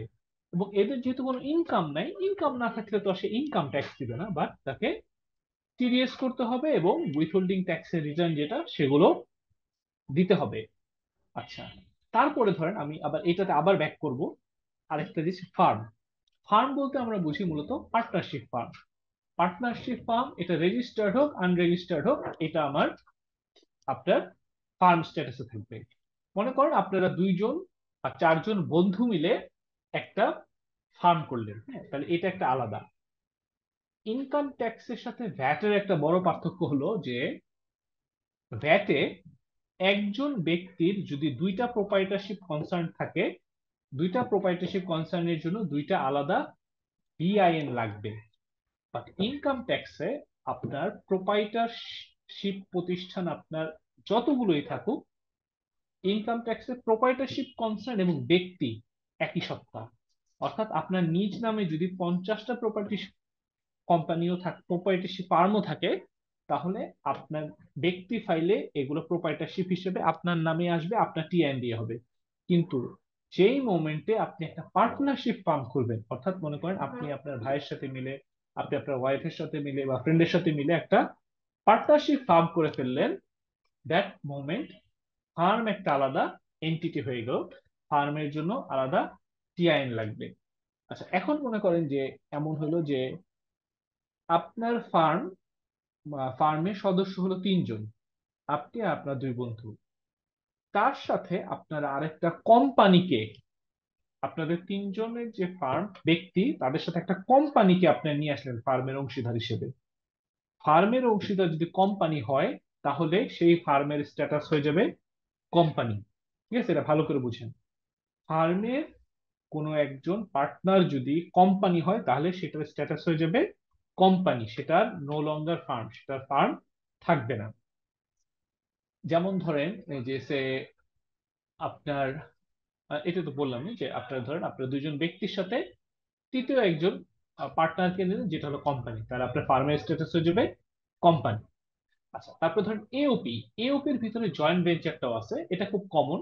মনে করেন আপনার একটা প্রতিষ্ঠান হলো হাসান ব্রাদার্স, হাসান ব্রাদার্স এর সাথে মনে করেন আরেকটা প্রোপ্রাইটারশিপ কনসার্ন হলো খান ব্রাদার্স, দুইজন মিলে একটা জয়েন্ট ভেঞ্চার করলো। হ্যাঁ, হাসান ব্রাদার্স খান ব্রাদার্স দুইজন মিলে একটা জয়েন্ট ভেঞ্চার হলো। এই যে জয়েন্ট ভেঞ্চারটা হলো, এটাকে আমরা এওপি হিসেবে ট্রিট করব। কিন্তু মনে করেন এমন হলো যে হাসান ব্রাদার্স যার সাথে এওপি করতেছে বা জয়েন্ট ভেঞ্চার করতেছে সে হচ্ছে আপনার খান লিমিটেড, অর্থাৎ এটা একটা কোম্পানি। অর্থাৎ জয়েন্ট ভেঞ্চারের একজন সদস্য হচ্ছে আপনার একটা কোম্পানি, তখন সে জয়েন্ট ভেঞ্চারের স্ট্যাটাস হয়ে যাবে জয়েন্ট ভেঞ্চারটা আপনার কোম্পানি। ঠিক আছে? আচ্ছা, আমাকে শুধু এটা বলেন যে আমি যে এই এওপি আর ফার্মের স্ট্যাটাসটা বললাম, এটা বুঝতে কারো সমস্যা আছে কিনা? কখন কোম্পানি হবে কখন কোম্পানি হবে না, এওপি আর জয়েন্ট ভেঞ্চার, এওপি আর ফার্ম। ওকে, তাহলে এটা ক্লিয়ার। আচ্ছা, এবার আসেন দেখেন ট্রাস্ট। ট্রাস্টের কথাটা কি বলতেছে? ট্রাস্টের কথা বলতেছে ট্রাস্ট অ্যাক্ট অনুযায়ী পরিচালিত হবে। আইনে বলে দিছে যে প্রভিডেন্ট ফান্ডটা ট্রাস্ট হিসেবে ট্রিট হবে না, কারণ প্রভিডেন্ট ফান্ডটা ফান্ডের ভিতরে থাকবে। যেমন ফান্ডে বলা আছে provident fund, labour activation fund, এগুলো যা আছে এগুলো সব ফান্ড। প্রভিডেন্ট ফান্ডটা ট্রাস্ট হবে না। প্রাইভেট ইউনিভার্সিটি নট ফান্ড, অর্থাৎ প্রাইভেট ইউনিভার্সিটি গুলো সবাই ফান্ড হিসেবে গঠন, ট্রাস্ট হিসেবে গঠন দেখা গেল ইনকাম ট্যাক্স আইনে বলে দিছে যে ফর ইনকাম ট্যাক্স পারপাস তুমি ট্রাস্ট হিসেবে গণ্য হবা না, তুমি কোম্পানি হিসেবেই গণ্য হবা। তাহলে আমাদের ট্যাক্স পেয়ারের স্ট্যাটাস হবে হয় সে কোম্পানি, অথবা সে ফার্ম, অথবা সে ইন্ডিভিজুয়াল, অথবা সে fund, Hindu undivided family, AOP এবং ট্রাস্ট। আচ্ছা, এবার হচ্ছে তার ট্যাক্স রেট। ট্যাক্স রেটটা কত হবে আমাদের 2023-24 সালের জন্য? ট্যাক্স রেট গুলো বলা আছে যে আপনি যদি পুরুষ করদাতা হন আপনার ট্যাক্স রেট হলো 3.5 লাখ, এরপরে 1 লাখ, 3 লাখ, 4 লাখ করে স্ল্যাব রেট আমার ট্যাক্স 5, 10, 15, 20, 25 করে আসতে থাকবে। আপনি যদি মহিলা হন অথবা আপনার বয়স যদি 65-র বেশি হয় তাহলে আপনার ট্যাক্সটা হয়ে যাবে হচ্ছে 4 লাখ। আপনি যদি শারীরিকভাবে প্রতিবন্ধী হন অথবা থার্ড জেন্ডার হন তাহলে আপনার ট্যাক্স থ্রেশহোল্ড হবে 4,75,000। আপনি যদি যুদ্ধাহত মুক্তিযোদ্ধা, এটা কিন্তু শুধু মুক্তিযুদ্ধ না, যুদ্ধাহত মুক্তিযোদ্ধা হন তাহলে আপনার ট্যাক্স থ্রেশহোল্ড হবে 5 লাখ। এর বাইরে বলা আছে যে যদি আপনি একজন প্যারেন্ট হন যার কোন সন্তান আপনার যদি প্রতিবন্ধী হয় তাহলে বাবা বা মা যে কোনো একজন 50,000 টাকার এক্সট্রা একটা স্ল্যাব পাবে। তার মানে আপনি যদি পুরুষ হন, আপনার যদি প্রতিবন্ধী সন্তান থাকে আপনার ট্যাক্স থ্রেশহোল্ড হয়ে যাবে 3.5 লাখের বদলে 4 লাখ। আর আপনি যদি মহিলা হন তাহলে আপনার ট্যাক্স থ্রেশহোল্ড হয়ে যাবে 4 লাখের বদলে 4.5 লাখ। উপরে দেখেন এই রেট গুলোর ভিতরে কিন্তু ফার্মও আছে, হিন্দু আর নিবিড় ফ্যামিলি আছে। তার মানে ফার্মের ট্যাক্স কিন্তু আলাদা রেট নাই। এই যে স্ল্যাব রেটে আমরা যেভাবে হিসাব করি এই রেটটাকে বলা হয় কি স্ল্যাব রেট। আমরা ফার্মের ট্যাক্সটাও হবে আমাদের এরকম স্ল্যাব রেটে। আর এই ধরনের রেট গুলাকে বলি আমরা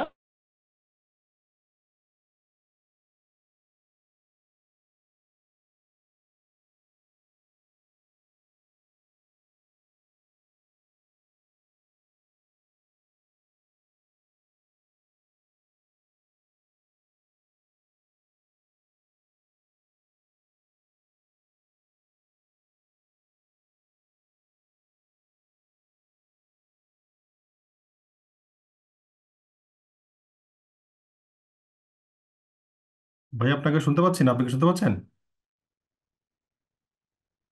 না, আমি তো স্যারের কথা শুনতে পাচ্ছি না এখন। শোনা যাচ্ছে না। আচ্ছা আমরা কথা একটু, শোনা যাচ্ছে না, স্যারের আচ্ছা কথা শোনেন শোনা আমি যাচ্ছে না। বলছি, আমি বলেছি শুধু আর কাউকে রেসপন্স করতে হবে না। ওমর আপনাকে কি শুনতে পাচ্ছেন? না স্যারকে। আচ্ছা একটু ওয়েট করি, ওনার নেটওয়ার্কের সমস্যা, আমরা একটু ওয়েট করি প্লিজ। ওকে। হ্যাঁ, আমি আমি ব্যাক করেছি। জি কোথা থ্যাংক ইউ। থেকে কেটে গেছিল? বেশিক্ষণ তো হয়নি, আমি একটা অঙ্ক করতে দিয়েছিলাম সেখান থেকে তো মনে হয় কেটে হ্যাঁ গেছে। ওইখানে যে ওই যে স্ল্যাব রেট। হ্যাঁ, হ্যাঁ, আপনার ওই যে আমি একটা অঙ্ক করতে বলেছি একজন পুরুষ করদাতা ইনকাম হচ্ছে 10 লাখ, তাহলে তার ট্যাক্স কত হবে? আপনার স্ক্রিনটা একটু শো করতে হবে। হ্যাঁ, স্ক্রিনে আমি যাচ্ছি।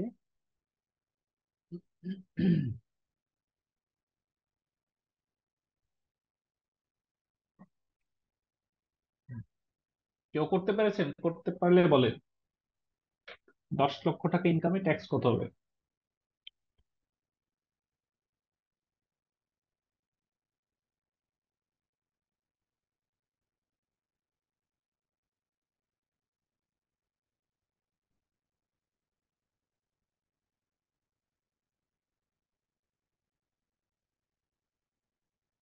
এখনো করা যাচ্ছে না?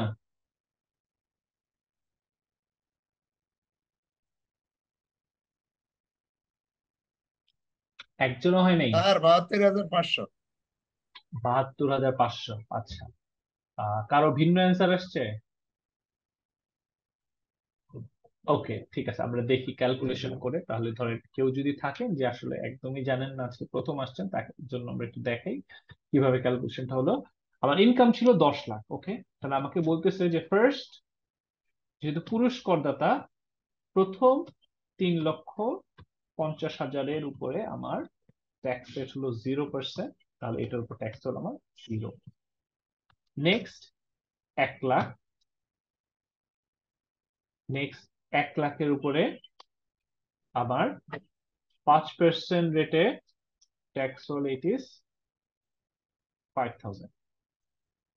নেক্সট 3 লাখ, নেক্সট 3 লাখের উপর আমার 10% রেটে যদি আসে, এটা হলো 30,000। আচ্ছা, তাহলে দেখেন আমার কত চলে গেল, যে 3.5, 3, 4, 7.5 লাখ চলে গেছে। আমার বাকি আছে কত? আর 2.5 লাখ আছে। তাহলে আমার এটা হলো রেস্ট, রেস্ট 2,50,000। রেস্ট 2,50,000, এর উপর হলো আমার 15%।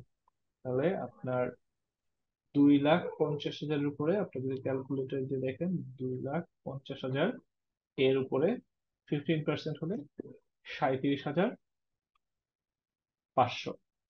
তাহলে তার যদি দেখেন টোটাল ইনকাম হলো 10 লাখ। 10 লাখের উপরে আমার ট্যাক্স আসলো 72,500। ঠিক আছে, আপনারা কেউ যদি না জেনে থাকেন তাদের জন্য আমরা দেখালাম। আর শুধু যদি পুরুষ করদাতা, মহিলা করদাতা হতো, তাহলে এখানে হয়ে যেত আমার 3.5-এর বদলে 4 লাখ। তাহলে আমার সব একই থাকতো। দেখেন কি আসতো, 4, 5, 6, 7, 8। তাহলে শেষে এখানে থাকতো আমার 2 লাখে 15% রেটে আমার আসতো 30,000। তাহলে আমার 65,000। অর্থাৎ আপনি যদি পুরুষ করদাতা হন, আপনার যদি ইনকাম হয় 10 লাখ টাকা, তাহলে ট্যাক্স আসে 72,500। আর যদি মহিলা করদাতা হন, তাহলে আপনার ট্যাক্স আসে হচ্ছে 65,000 টাকা। ঠিক আছে, তো এগুলো আপনার আস্তে আস্তে যখন ইনকামের ক্যালকুলেশন গুলো দেখবেন, এই হিসেবগুলো আরো ডিটেলস জানতে পারবেন। আচ্ছা, ট্যাক্স রেট হচ্ছে, আপনি যদি নন রেসিডেন্ট হন তাহলে এটা দেখতে হবে 30%। আচ্ছা, রেসিডেন্ট শব্দটা আবার কি? হ্যাঁ, এটা কোথা থেকে আসলো এটা আমরা দেখবো একটু পর। আসলে রেসিডেন্ট ইস্যুটা কি? আচ্ছা, আমরা ধর একটু প্রসিড করি। যে আমাদের খুব বেশি লেকচারার নাই, আপনাদের কিন্তু একটা পরীক্ষা হবে। ঠিক আছে, তো যারা চুপচাপ বসেছিলেন তারা প্রিপারেশন নেন। শুধু শুধু ক্লাস করলে হবে না, একটা পরীক্ষাও দিতে হবে ক্লাসের শেষে যা যা আলোচনা করলাম। আচ্ছা, এখানে আসেন একটা মিনিমাম ট্যাক্স। হ্যাঁ, মিনিমাম ট্যাক্স আমাদের এখন ইনকাম ট্যাক্স আসলে অনেক ধরনের মিনিমাম ট্যাক্স হয়ে গেছে। একটা মিনিমাম ট্যাক্স হলো বেসড অন ইউর লোকেশন। আজকে আমরা মূলত লোকেশনের মিনিমাম ট্যাক্সটা এবং রিসিপ্টের মিনিমাম ট্যাক্সের কথা বলতেছি। বাট এই দুইটার থেকে আমাদের বড় একটা খাত হয়ে গেছে উৎসে কর বা টিডিএস এর যে মিনিমাম ট্যাক্স। এটা আপনারা যেদিন টিডিএস এর ক্লাস করবেন সেদিন শিখবেন। আজকে অন্তত এটা খেয়াল রাখেন যে আপনি যদি ঢাকা ঢাকা সাউথ এবং নর্থ সিটি কর্পোরেশন থাকেন এবং চিটাগং সিটি কর্পোরেশন থাকেন, এবং আপনার ইনকাম যদি ট্যাক্স ফ্রি থ্রেশহোল্ডের উপরে হয়, অর্থাৎ আপনি পুরুষ করদাতা, আপনার ইনকাম হচ্ছে 3,50,000 এক, তাহলে এই 3,50,000 উপর থাকার কারণে আপনাকে মিনিমাম 5,000 টাকা ট্যাক্স দিতে হবে। আপনি যদি মহিলা করদাতা হন, আপনার ইনকাম যদি 4,01,000 টাকা হয়, আপনাকে 5,000 টাকা ট্যাক্স দিতে হবে। অর্থাৎ লোকেশনের কারণে আপনার ইনকামটা করমুক্ত সীমার উপরে গেলেই আপনাকে 5,000 টাকা ট্যাক্স দিতে হবে। আপনি যদি অন্য সিটি কর্পোরেশনে থাকেন তাহলে 4,000, এবং এর বাইরে হলে আপনাকে 3,000। আচ্ছা, এখন ধরেন যে ঝামেলাটা হয়, দেখা গেল আপনি বছরে 3 মাস চাকরি করেছেন নাটোর, 9 মাস ঢাকা, তাহলে আপনি 9 মাস অর্থাৎ মোস্ট অফ দ্য টাইম যেখানে ছিলেন সেটা হবে, সেটা অনুযায়ী আপনার মিনিমাম ট্যাক্সটা ধার্য করা হবে। আপনি যদি ব্যবসা করেন, দেখা গেল আপনার ন্যাশনাল আইডি হলো রাজশাহী, আপনি ব্যবসা করেন হলো নারায়ণগঞ্জে, তাহলে আপনার নারায়ণগঞ্জের রেটে ট্যাক্স হবে। মানে এখানে ব্যবসার ক্ষেত্রে বলা হচ্ছে আপনার ইনকামের সোর্সটা কোথায়, আপনার এনআইডি কোথায়, টিআইএন কোথায়, তার উপরে না, কিন্তু আপনার ব্যবসার লোকেশনটা কোথায়, ব্যবসার লোকেশন অনুযায়ী আপনাকে আপনার মিনিমাম ট্যাক্সটা হিসেব করতে হবে। এর বাইরেও আছে যে আপনার যদি লসও হয়, হ্যাঁ আপনার ইনকাম হলো না, আপনার লস হলো, তাহলেও আপনার প্রাপ্তি যদি 3 কোটি টাকা থাকে, কমপক্ষে 3 কোটি টাকা, 3 কোটির নিচে হলে হবে না, তাহলে আপনাকে প্রাপ্তির উপরেও 0.6% হারে মিনিমাম ট্যাক্স দিতে হবে। এটা হলো প্রাপ্তির উপরে মিনিমাম ট্যাক্স। তো এই জিনিসগুলো আপনার আস্তে আস্তে যতই ক্লাস প্রসিড করবে, আপনারা যখন অঙ্কগুলো দেখবেন এই জিনিসগুলো আরো ক্লিয়ার হবে। আচ্ছা, আমরা যদি কর্পোরেট ট্যাক্স রেটটা দেখি, যে এই রেট গুলো হচ্ছে আমাদের প্রেসক্রাইব রেট, আইনে আছে, হ্যাঁ, তবে বাস্তবে এর থেকে কিছুটা ভিন্ন। আচ্ছা, কিরকম ভিন্ন এটাকে আমি পরে পরে বলতেছি। আমরা যদি প্রেসক্রাইব রেটটা দেখি, যেমন আপনার পাবলিকলি ট্রেডেড কোম্পানি হয়, অর্থাৎ যারা শেয়ার মার্কেটে ট্রেড করে, তাদের আইপিও হোল্ডিং এর উপর ভিত্তি করে 20 বা 22.5% আছে।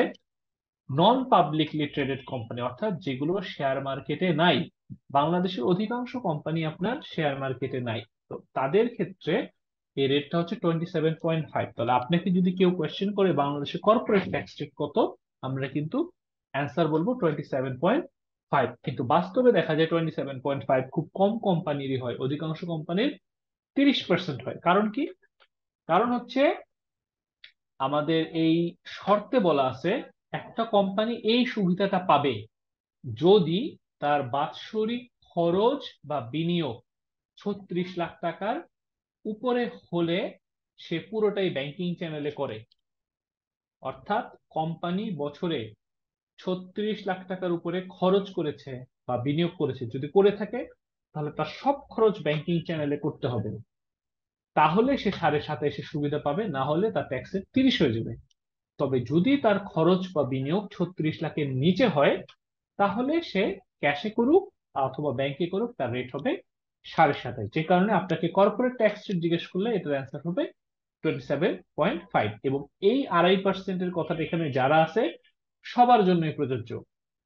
এবং এখানে আপনি যদি দেখেন টেক্সটাইল, হ্যাঁ, টেক্সটাইল কোম্পানির কিন্তু স্পেশাল ট্যাক্স রেট, এরা কম ট্যাক্স দেয় 12%। আবার আসেন এখানে এক্সপোর্ট ইম্পোর্ট, এক্সপোর্টের ব্যবসা যারা করে, যেমন গার্মেন্টস, হ্যাঁ গার্মেন্টস এর এক্সপোর্টের বিজনেস, গার্মেন্টস এর এক্সপোর্টের ইনকামটা আমার 12% রেটে ট্যাক্স হবে। আপনি যদি এওপি হন, আর্টিফিশিয়াল জুরিডিক্যালটা এখন অ্যাকচুয়ালি নাই, এটাকে আপনার বাদ দিতে পারেন, আগে এটা রয়েছে। এওপি যদি হন, আপনার ট্যাক্স রেট হলো 27.5%। আপনি যদি প্রাইভেট ইউনিভার্সিটি হন, আপনার ট্যাক্স রেট হচ্ছে 15%। কোঅপারেটিভ সোসাইটি হলে 15%। তার মানে আমাদের এক একজনের জন্য এক একটা ট্যাক্স রেট আছে। এগুলো মুখস্থ করার কিছু নাই, আপনাকে প্রতি বছরের ফাইন্যান্স একটা শুধু সাথে রাখতে হবে। আপনার যখন ট্যাক্সের সময় হবে, আপনি ফাইন্যান্স রেটে দেখে নেবেন যে আপনার রেটটা কত। আচ্ছা, এর বাইরে একটা জিনিসের সাথে সারচার্জ। সারচার্জটা হয় হচ্ছে আপনার সম্পদের উপরে। আপনার যদি সম্পদ থাকে তাহলে তার উপর সারচার্জ হবে, আপনার সম্পদ না থাকলে সারচার্জ হবে না। আচ্ছা, ধরেন আমরা একটা এক্সাম্পল দেখি। মনে করেন যে আপনার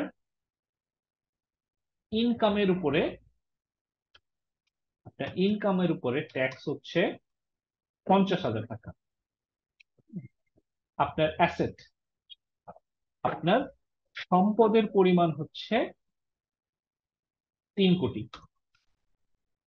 তাহলে আপনার কোনো সারচার্জ নাই, ঠিক আছে, নো সারচার্জ। আপনার অ্যাসেটের পরিমাণ হচ্ছে 4.5 কোটি, তাহলে আপনার সারচার্জ হবে 10% রেটে আপনার সারচার্জ হবে। দেখেন ওই যে আমার বাইরে যে চার্টটা বলা আছে, 4 কোটি টাকা পর্যন্ত শূন্য, 4 কোটি থেকে 10 কোটি পর্যন্ত হলে 10% রেটে।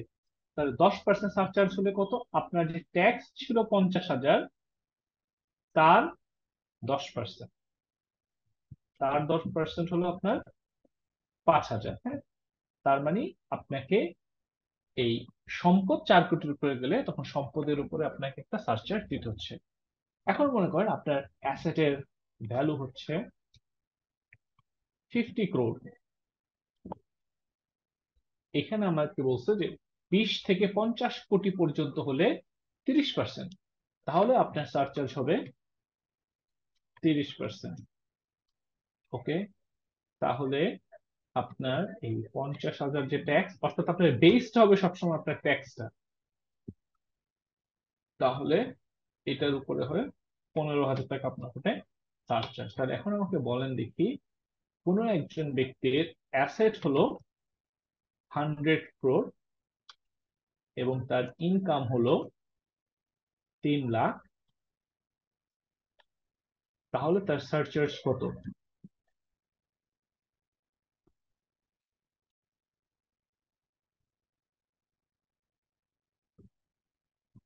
কোয়েশ্চেনটা স্যার ক্লিয়ার? হবে না স্যার। সারচার্জ হবে না? 100 কোটি টাকা সম্পদ আছে, সারচার্জ হবে না? তার ইনকাম তো নাই 3 লাখ টাকা, তার ইনকাম যাবে 3 লাখ রেগুলার টাকা ট্যাক্সের উপর। 90,000 টাকা, 35%। না, অ্যাকচুয়ালি তার কোনো সারচার্জ হবে না। কেন হবে না?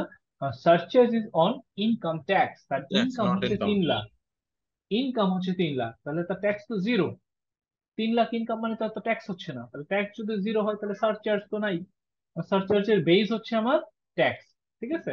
যেহেতু ট্যাক্স জিরো, তাহলে তার সারচার্জ হবে না। আচ্ছা, এখন ধরেন সে আরেকটা উদাহরণ দেখি।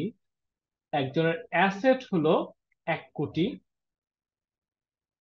তার ইনকাম ট্যাক্স হলো 50,000, তার কি সারচার্জ হওয়া পসিবল হবে কিনা, না, সম্ভব কিনা? না স্যার। না, হবে না। তার কিন্তু সারচার্জ স্টিল সারচার্জ হবে না, কিন্তু যদি আবার অসম্ভব, বাড়ি থাকে তাহলে হবে। রাইট, তার একের অধিক গাড়ি সারচার্জ থাকলে হবে স্যার। সম্ভব। হ্যাঁ, যদি আপনার মোর দেন ওয়ান 8,000। কার, যদি তার একের বেশি গাড়ি থাকে অথবা তার বাড়ি থাকে যা হচ্ছে 8,000 স্কোয়ার ফিটের উপরে, যদি এই দুইটা কন্ডিশনের যে কোনো একটা হয়, তাহলেও তার উপরে 10% রেটে আপনার ট্যাক্স হবে, সারচার্জ হবে। ঠিক আছে, তাহলে এইটা হলো আমাদের সারচার্জের ইস্যু। আর এই বছর আমাদের আইনে একটা নতুন জিনিস আসছে যে এনভায়রনমেন্ট সারচার্জ। হ্যাঁ, এনভায়রনমেন্ট সারচার্জ, এইটার ইস্যুটা কি? এইটার ইস্যুটা বলতেছে যে আপনার যদি একের অধিক গাড়ি থাকে, তাহলে আপনাকে একটা পরিবেশ সারচার্জ দিতে হবে। এটা কেমন? এটা বলছে যে সে আপনার একটা গাড়ি আছে, এটা হলো 1500 সিসি, 1500 সিসির একটা গাড়ি আপনি যখন বিআরটিএ তে রিনিউয়াল করতে যাবেন, এখান থেকে আপনাকে 25,000 টাকা ট্যাক্স কেটে রাখবে। আপনার আরেকটা গাড়ি আছে, সেটা মনে করেন সে আপনার 2500 সিসি, 2600 সিসি হলো, 2600 সিসি। তো 2600 সিসি হলে ওইটা আপনি যখন রিনিউয়াল করতে যাবেন, এখানে আপনাকে 75,000 টাকা ট্যাক্স কেটে রাখবে। যখনই আপনার একের অধিক গাড়ি থাকবে, তখন আপনার উপরে একটা এনভায়রনমেন্ট সারচার্জ হবে। এনভায়রনমেন্ট সারচার্জটা কত হবে? যে আপনার এই দুইটা গাড়ির মধ্যে যেই গাড়িটার ট্যাক্স কম, সেটা বাদে অন্যগুলোর উপরে, তার মানে একাধিক যদি থাকে একাধিকের উপরে। এখানে যেমন কম হলো আমার 35, তাহলে 35 বাদ বাকিটার উপরে হবে। এখন মনে করেন তার আরেকটা গাড়ি ছিল, তার আরেকটা কার হচ্ছে, এইটা হলো ধরলাম 2100 সিসি, তাহলে 2100 সিসির ক্ষেত্রে আমার ট্যাক্স হলো 50,000। এই ট্যাক্স গুলো তো তার রাখতেছে, এর বাইরে যখন সে এই তিনটা গাড়ির মালিক, সে যখন রিনিউয়াল করতে যাবে, তাহলে তার পরিবেশ সারচার্জ হবে, এই তিনটার মধ্যে লোয়েস্ট হলো 25,000, এটা বাদে বাকি দুইটা 75 প্লাস 50,000, অর্থাৎ এই দুইটার উপরে তার ট্যাক্স হবে, পরিবেশ সারচার্জ হবে। এবং এই সারচার্জটা কিন্তু অন্য কোনো ট্যাক্সের সাথে অথবা সারচার্জ কোনো কিছুর সাথে অ্যাডজাস্ট হবে না। অর্থাৎ আপনি বিআরটিএ তে রিনিউয়াল করার সময় যে ট্যাক্স দিলেন, আপনার ট্যাক্স কেটে রাখলো, দ্যাট ইজ এন্ড। হ্যাঁ, এরপরে আর এটার কোনো অ্যাডজাস্টমেন্ট নাই, কিছুই নেই। হ্যাঁ, কোনো কিছুই এখানে আপনারা অ্যাডজাস্টমেন্ট পাবেন না। আচ্ছা, আপনাদের কিছুক্ষণ আগে যে একটা জিনিস আমি বাকি রেখে আসছি, বলছিলাম যে রেসিডেন্ট। হ্যাঁ, রেসিডেন্ট জিনিসটা কি? এই স্যার স্যার রেসিডেন্টটা দিয়ে স্যার আমরা, হ্যাঁ স্যার আমি কোশ্চেনের সময় দিব, অসুবিধা নেই। না আমরা কোশ্চেন না স্যার, ওই রেসিডেন্টটা যে দিয়ে পরিবেশ সার্চের বিষয়টা আবার একটু কাইন্ডলি কি রিপিট করবেন? পরিবেশ সার্চের ইস্যুটা হলো যে আপনার মানে এই ওই যে যে তালিকাটা আছে, এই তালিকা অনুসারে আপনি যখন কোনো একটা গাড়ির ফিটনেস রিনিউয়াল করার জন্য বিআরটি তে যাবেন, তখন তো আপনার উপরে এই ট্যাক্সটা কেটেই রাখবে। হ্যাঁ, আপনি 2500 সিসির একটা গাড়ি রিনিউয়াল করতে গেলেন, আপনাকে 2500 টাকা ট্যাক্স, সরি সরি 1500 সিসির একটা গাড়ি রিনিউয়াল করতে গেলে আপনাকে 25,000 টাকা ট্যাক্স কেটে রাখবে। আপনি 2000 সিসির একটা গাড়ি রিনিউয়াল করতে গেলেন, মানে 2000 সিসির পর্যন্ত যদি হয়, তাহলে আপনাকে 50,000 টাকা ট্যাক্স কেটে রাখবে। এই যে ট্যাক্স গুলো কেটে রাখতেছে, এগুলো হলো অ্যাডভান্স ট্যাক্স। কিন্তু আমাদের আইনে বলছে যে আপনার যদি একের অধিক গাড়ি থাকে, 2টা গাড়ি বা 3টা গাড়ি বা 4টা গাড়ি থাকে, যদি আপনার 3টা গাড়ি থাকে, তাহলে আপনি যে গাড়ি রিনিউয়াল করার সময় যে ট্যাক্স গুলো দিয়েছেন, হ্যাঁ 25,000 50,000 যা ট্যাক্স দিয়েছেন, এর মধ্যে সবচেয়ে কম ট্যাক্স যেটাতে দিয়েছেন সেটা বাদে বাকিগুলোর উপরে আপনাকে এনভায়রনমেন্ট সার্চার্জ দিতে হবে। আচ্ছা, কিন্তু আমি কনসেপ্টটা নতুন, আমি আবার উদাহরণটা বলতেছি। সে আপনার কার 1 হচ্ছে 1500 সিসি, আপনার এখানে এইটার উপরে 25,000 হলো ট্যাক্স। কার 2 হচ্ছে আপনার সে 2000 সিসি,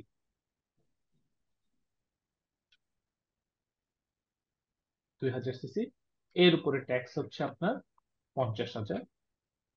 আপনার আরো একটা কার আছে, এটা মনে করে আমি ধরে নিলাম এটাও 1500 সিসি, এটার উপর ট্যাক্স হচ্ছে 25,000। এই 3টা গাড়ি আপনার আছে। তাহলে আপনার এই যে 3টা গাড়ির ট্যাক্স, এগুলো হলো অ্যাডভান্স ইনকাম ট্যাক্স। কত? 25 25 50 1 লাখ টাকা, এটা হলো আপনার advance income tax. In addition, এর বাইরে আপনার এনভায়রনমেন্ট সারচার্জ দিতে হবে। কত সারচার্জ দিতে হবে? এই যে 3টা গাড়ি আছে, এর মধ্যে যেটা সবচেয়ে কম সেটা বাদ। সবচেয়ে কম হলো 25,000, তাহলে শুধু সেটা বাদ। তাহলে বাকি যে 2টা গাড়ি, ওগুলোর উপরে আপনাকে এডিশনাল আরো এই যে এগুলো যে ট্যাক্সটা দিতেন সেই ট্যাক্সটা আপনাকে দিতে হবে। তাহলে এখানে এই 75,000 আপনার তার এনভায়রনমেন্ট সারচার্জটা হবে 75,000। ঠিক আছে, তো এই জিনিসটাই আপনার এই বছর থেকে নতুন আসছে, এই এনভায়রনমেন্ট সারচার্জে 75,000, এইটা তার অন্য কোনো ট্যাক্সের সাথে বা অন্য কোনো সারচার্জের সাথে কারোর সাথে এটা অ্যাডজাস্টমেন্ট হবে না। ঠিক আছে, এগুলো আসলে স্যার আপনাদের শুধু জানা, স্যার কিন্তু একটা প্রশ্ন অ্যাকচুয়ালি স্যার। এইটা আমি কোশ্চেনের সময় তো দিব। হ্যাঁ, জি এটা আপনার মূলত বিআরটিএ যখন আপনার ট্যাক্সটা রিনিউয়াল করবে, তখনই এটা আপনাকে কেটে রাখবে। ঠিক আছে, এইটাকে আপনার আর ফার্দার এটা নিয়ে আসলে টেনশন করতে হবে না। এটা যখন সফটওয়্যারে যাবে, অটোমেটিক এটা কেটে রেখে দেবে। আপনাকে শুধু রিটার্ন জমা দেওয়ার সময় ডিক্লারেশন দিতে হবে। ঠিক আছে, এটা আমার লাস্ট টপিক, এরপর আমি কোয়েশ্চেন নিব। আচ্ছা, এটা হলো আমাদের রেসিডেন্ট। হ্যাঁ, রেসিডেন্ট শব্দটা আমরা বাদ দিয়ে আসছিলাম, যে রেসিডেন্ট আসলে কি। রেসিডেন্টটা বুঝতে গেলে আমার জাস্ট এই ফ্লো চার্টটা খেয়াল করেন, ফ্লো চার্টটা বুঝলে আপনি রেসিডেন্টটা বুঝে যাবেন। আমরা যদি দেখি যে ধরেন আপনার টেস্টটা কি, এখানে প্রথমে আপনাকে দেখতে হবে যে কোনো একজন ট্যাক্স পেয়ার বাংলাদেশে 183 দিন ছিল কিনা। আপনার প্রশ্নের অ্যান্সার যদি ইয়েস, সে 183 দিন ছিল, তাহলে সে একজন রেসিডেন্ট। ঠিক আছে, আপনার অ্যান্সার যদি হয় নো, না সে 183 দিন ছিল না, তাহলে আপনাকে সেকেন্ড কোয়েশ্চেন করতে হবে, সে কি বাংলাদেশে 90 দিন ছিল। আপনার প্রশ্ন যদি হয় নো, 90 দিনও ছিল না, তাহলে আপনার অ্যান্সার হচ্ছে নন রেসিডেন্ট, রেসিডেন্ট না। কিন্তু আপনার অ্যান্সার যদি হয় না, সে 90 দিন ছিল, 183 দিন ছিল না, কিন্তু 90 দিন ছিল, তাহলে আমাকে আরেকটা কোয়েশ্চেন করতে হবে। আরেকটা কোয়েশ্চেন হচ্ছে যে তাহলে কি সে এর পিছনের 4 বছরে 365 দিন ছিল। যদি আপনার অ্যান্সার হয় ইয়েস, তাহলে সে রেসিডেন্ট। তাহলে আমরা যদি দেখি, রেসিডেন্টের কন্ডিশন মূলত দুইটা। একটা কন্ডিশন হলো সে 183 দিন ছিল কিনা। যদি অ্যান্সার হয় ইয়েস, তাহলে সে রেসিডেন্ট। আরেকটা কোশ্চেন হলো সে কি 183 দিন ছিল, না ছিল না, তাহলে কি সে 90 দিন ছিল। যদি সে 90 দিন থাকে এবং তার আগের 4 বছরে 365 দিন থাকে, তাহলেও সে রেসিডেন্ট। এই দুইটা কন্ডিশনের রেসিডেন্ট। এখানে কিন্তু সে কোন দেশের নাগরিক এতে কিছু যায় আসে না। হ্যাঁ, একজন ইন্ডিয়ান বাংলাদেশে যদি 7 মাস থাকে তাহলে সে বাংলাদেশে একজন রেসিডেন্ট। একজন বাংলাদেশি যদি বাংলাদেশে 2 মাস থাকে তাহলে ওই বছরের জন্য সে নন রেসিডেন্ট। তাহলে একজন নন রেসিডেন্ট সে কিন্তু বাংলাদেশিও হতে পারে, আবার সে ফরেনারও হতে পারে। ঠিক আছে, রেসিডেন্ট তো এক স্ট্যাটাস, বাট নন রেসিডেন্ট সে বাংলাদেশিও হতে পারে, ফরেনারও হতে পারে, দুইটা ঘটনাই হতে পারে। এখন এই রেসিডেন্ট দিয়ে আমাদের কি করব? এই রেসিডেন্টের খুবই সিগনিফিকেন্ট ইম্প্যাক্ট আছে। কেমন ইম্প্যাক্ট আছে? একজন যে রেসিডেন্ট বাংলাদেশি, আমি তার বাংলাদেশের ইনকাম এবং বিদেশের ইনকাম সবকিছু নিয়ে আমি তাকে চিন্তা করব। এই ইস্যুটা এখন আমি যাচ্ছি না, এটা কমপ্লেক্স হয়ে যাবে, এটা অন্য কোনো সময় আমি ডিটেলস ডিসকাশন করবো অন্য কোনো ক্লাস পেলে। আপনাদের জন্য যেটা বেশি ইম্পর্টেন্ট, যে আপনি যখন একজন রেসিডেন্ট বাংলাদেশিকে নিয়ে চিন্তা করবেন, তার ট্যাক্সের হিসেব হবে স্ল্যাব রেটে। রেসিডেন্ট বিদেশিকে নিয়ে হিসেব করবেন, তার ট্যাক্সের হিসাব হবে স্ল্যাব রেটে। অর্থাৎ একজন ইন্ডিয়ান যদি বাংলাদেশে 7 মাস থাকে, তাহলে সে যেহেতু রেসিডেন্ট, তার ট্যাক্সের হিসাব হবে স্ল্যাব রেটে। কিন্তু সে যদি নন রেসিডেন্ট হয়, তাহলে এখানে তার ট্যাক্সের হিসাব হবে ম্যাক্সিমাম রেটে। ম্যাক্সিমাম রেটে মানে কত? 30% রেটে। অর্থাৎ একজন মনে করেন ইন্ডিয়ান বাংলাদেশে 2 মাস চাকরি করেছে, তাহলে তার ট্যাক্সের রেট হচ্ছে 30%। একজন বাংলাদেশি কোনো একটা বছর বাংলাদেশে 2 মাসের জন্য ছিল, তাহলে তো আমার সংজ্ঞা অনুযায়ী সে নন রেসিডেন্ট। নন রেসিডেন্ট হলো যেহেতু সে বাংলাদেশি, তাকে আমি স্ল্যাব রেটে হিসেব দিব। তাহলে আপনি যদি সামারি করেন, একজন বাংলাদেশি সে রেসিডেন্ট হোক নন রেসিডেন্ট হোক, তার ট্যাক্সের হিসাব হবে স্ল্যাব রেটে। কিন্তু একজন বিদেশি বা ফরেনার সে যদি রেসিডেন্ট হয়, তাহলে তার ট্যাক্সের হিসাব হবে আমার স্ল্যাব রেটে। আর যদি নন রেসিডেন্ট হয় বিদেশি, তাহলে তার ট্যাক্স রেট হয়ে যাবে আমার ম্যাক্সিমাম রেট বা 30%। একইভাবে তার রিবেটের ক্যালকুলেশনে একটা ইফেক্ট আছে। একজন যদি বাংলাদেশি হয়, তাহলে সে বাংলাদেশি হলে সে ট্যাক্স রিবেট পাবে। সে রেসিডেন্ট হোক নন রেসিডেন্ট হোক, বাংলাদেশি মাত্রই ট্যাক্স রিবেট পাবে। কিন্তু যদি সে ফরেনার হয়, তাহলে সে রেসিডেন্ট হলে ট্যাক্স রিবেট পাবে, নন রেসিডেন্ট হলে ট্যাক্স রিবেট পাবে না। তার মানে আপনার অফিসে কোনো একজন চায়না থেকে কনসালটেন্ট আসছে, সে 3 মাস চাকরি করে চলে যাচ্ছে। আপনি যখন তাকে ট্যাক্সের হিসাব করবেন বা টিডিএস ছাড়বেন, আপনি কিন্তু তাকে রিবেট দিবেন না। হ্যাঁ, সে রিবেট পাবে না এবং তার ট্যাক্স রেট হলো 30%। আবার যেহেতু টিডিএস এর কথা বললাম, টিডিএস এও আচ্ছা, এখানে সেকশনটা নতুন সেকশনটা 119 হবে, এটা আগে 56 রয়ে গেছে। আপনার যখন টিডিএস আমরা চ্যাপ্টারটা পড়বো, আপনাদের যে ক্লাসে টিডিএস হবে, আপনারা দেখবেন যে যদি আপনার ট্যাক্স পেয়ার রেসিডেন্ট হয়, তাহলে তার ট্যাক্স কাটার ধারা আলাদা, এবং আপনার ট্যাক্স পেয়ার যদি নন রেসিডেন্ট হয়, তাহলে তার ট্যাক্স পেয়ার কাটার ধারা আলাদা। মোস্ট অফ দ্য কেসে নন রেসিডেন্ট ট্যাক্স পেয়ারের ক্ষেত্রে আপনার টিডিএসটা বেশি হয়। তাহলে আপনাকে রেসিডেন্ট জানতে হবে কি কি কারণে। রেসিডেন্ট জানতে হবে আপনার ট্যাক্সের রেট ঠিক করার জন্য, সে স্ল্যাব রেটে হবে না 30% রেটে হবে, সে রিবেট পাবে কি রিবেট পাবে না, এবং তার টিডিএস এর ইস্যুটা কি, তার টিডিএসটা কোন রেটে হবে। ঠিক আছে, তো এই জিনিসগুলোর জন্য আমাদের রেসিডেন্টের হিসেবটা লাগবে। ঠিক আছে, আচ্ছা এখন আমি একটু আমার স্ক্রিন শেয়ার টপ করতেছি। আপনাদের যাদের কোয়েশ্চেন আছে আপনারা হ্যান্ড রেজ করেন, এবং বাই দিস টাইম আমি আপনাদের আরেকটা লিংক দিচ্ছি ইয়েতে, আপনাদের কি বলে এটাকে, চ্যাট বক্সে। আপনারা এই লিংকটাতে ক্লিক করবেন। এখানে আমাদের একটা ছোট্ট আমরা একটা ফিডব্যাক টেস্ট নিব।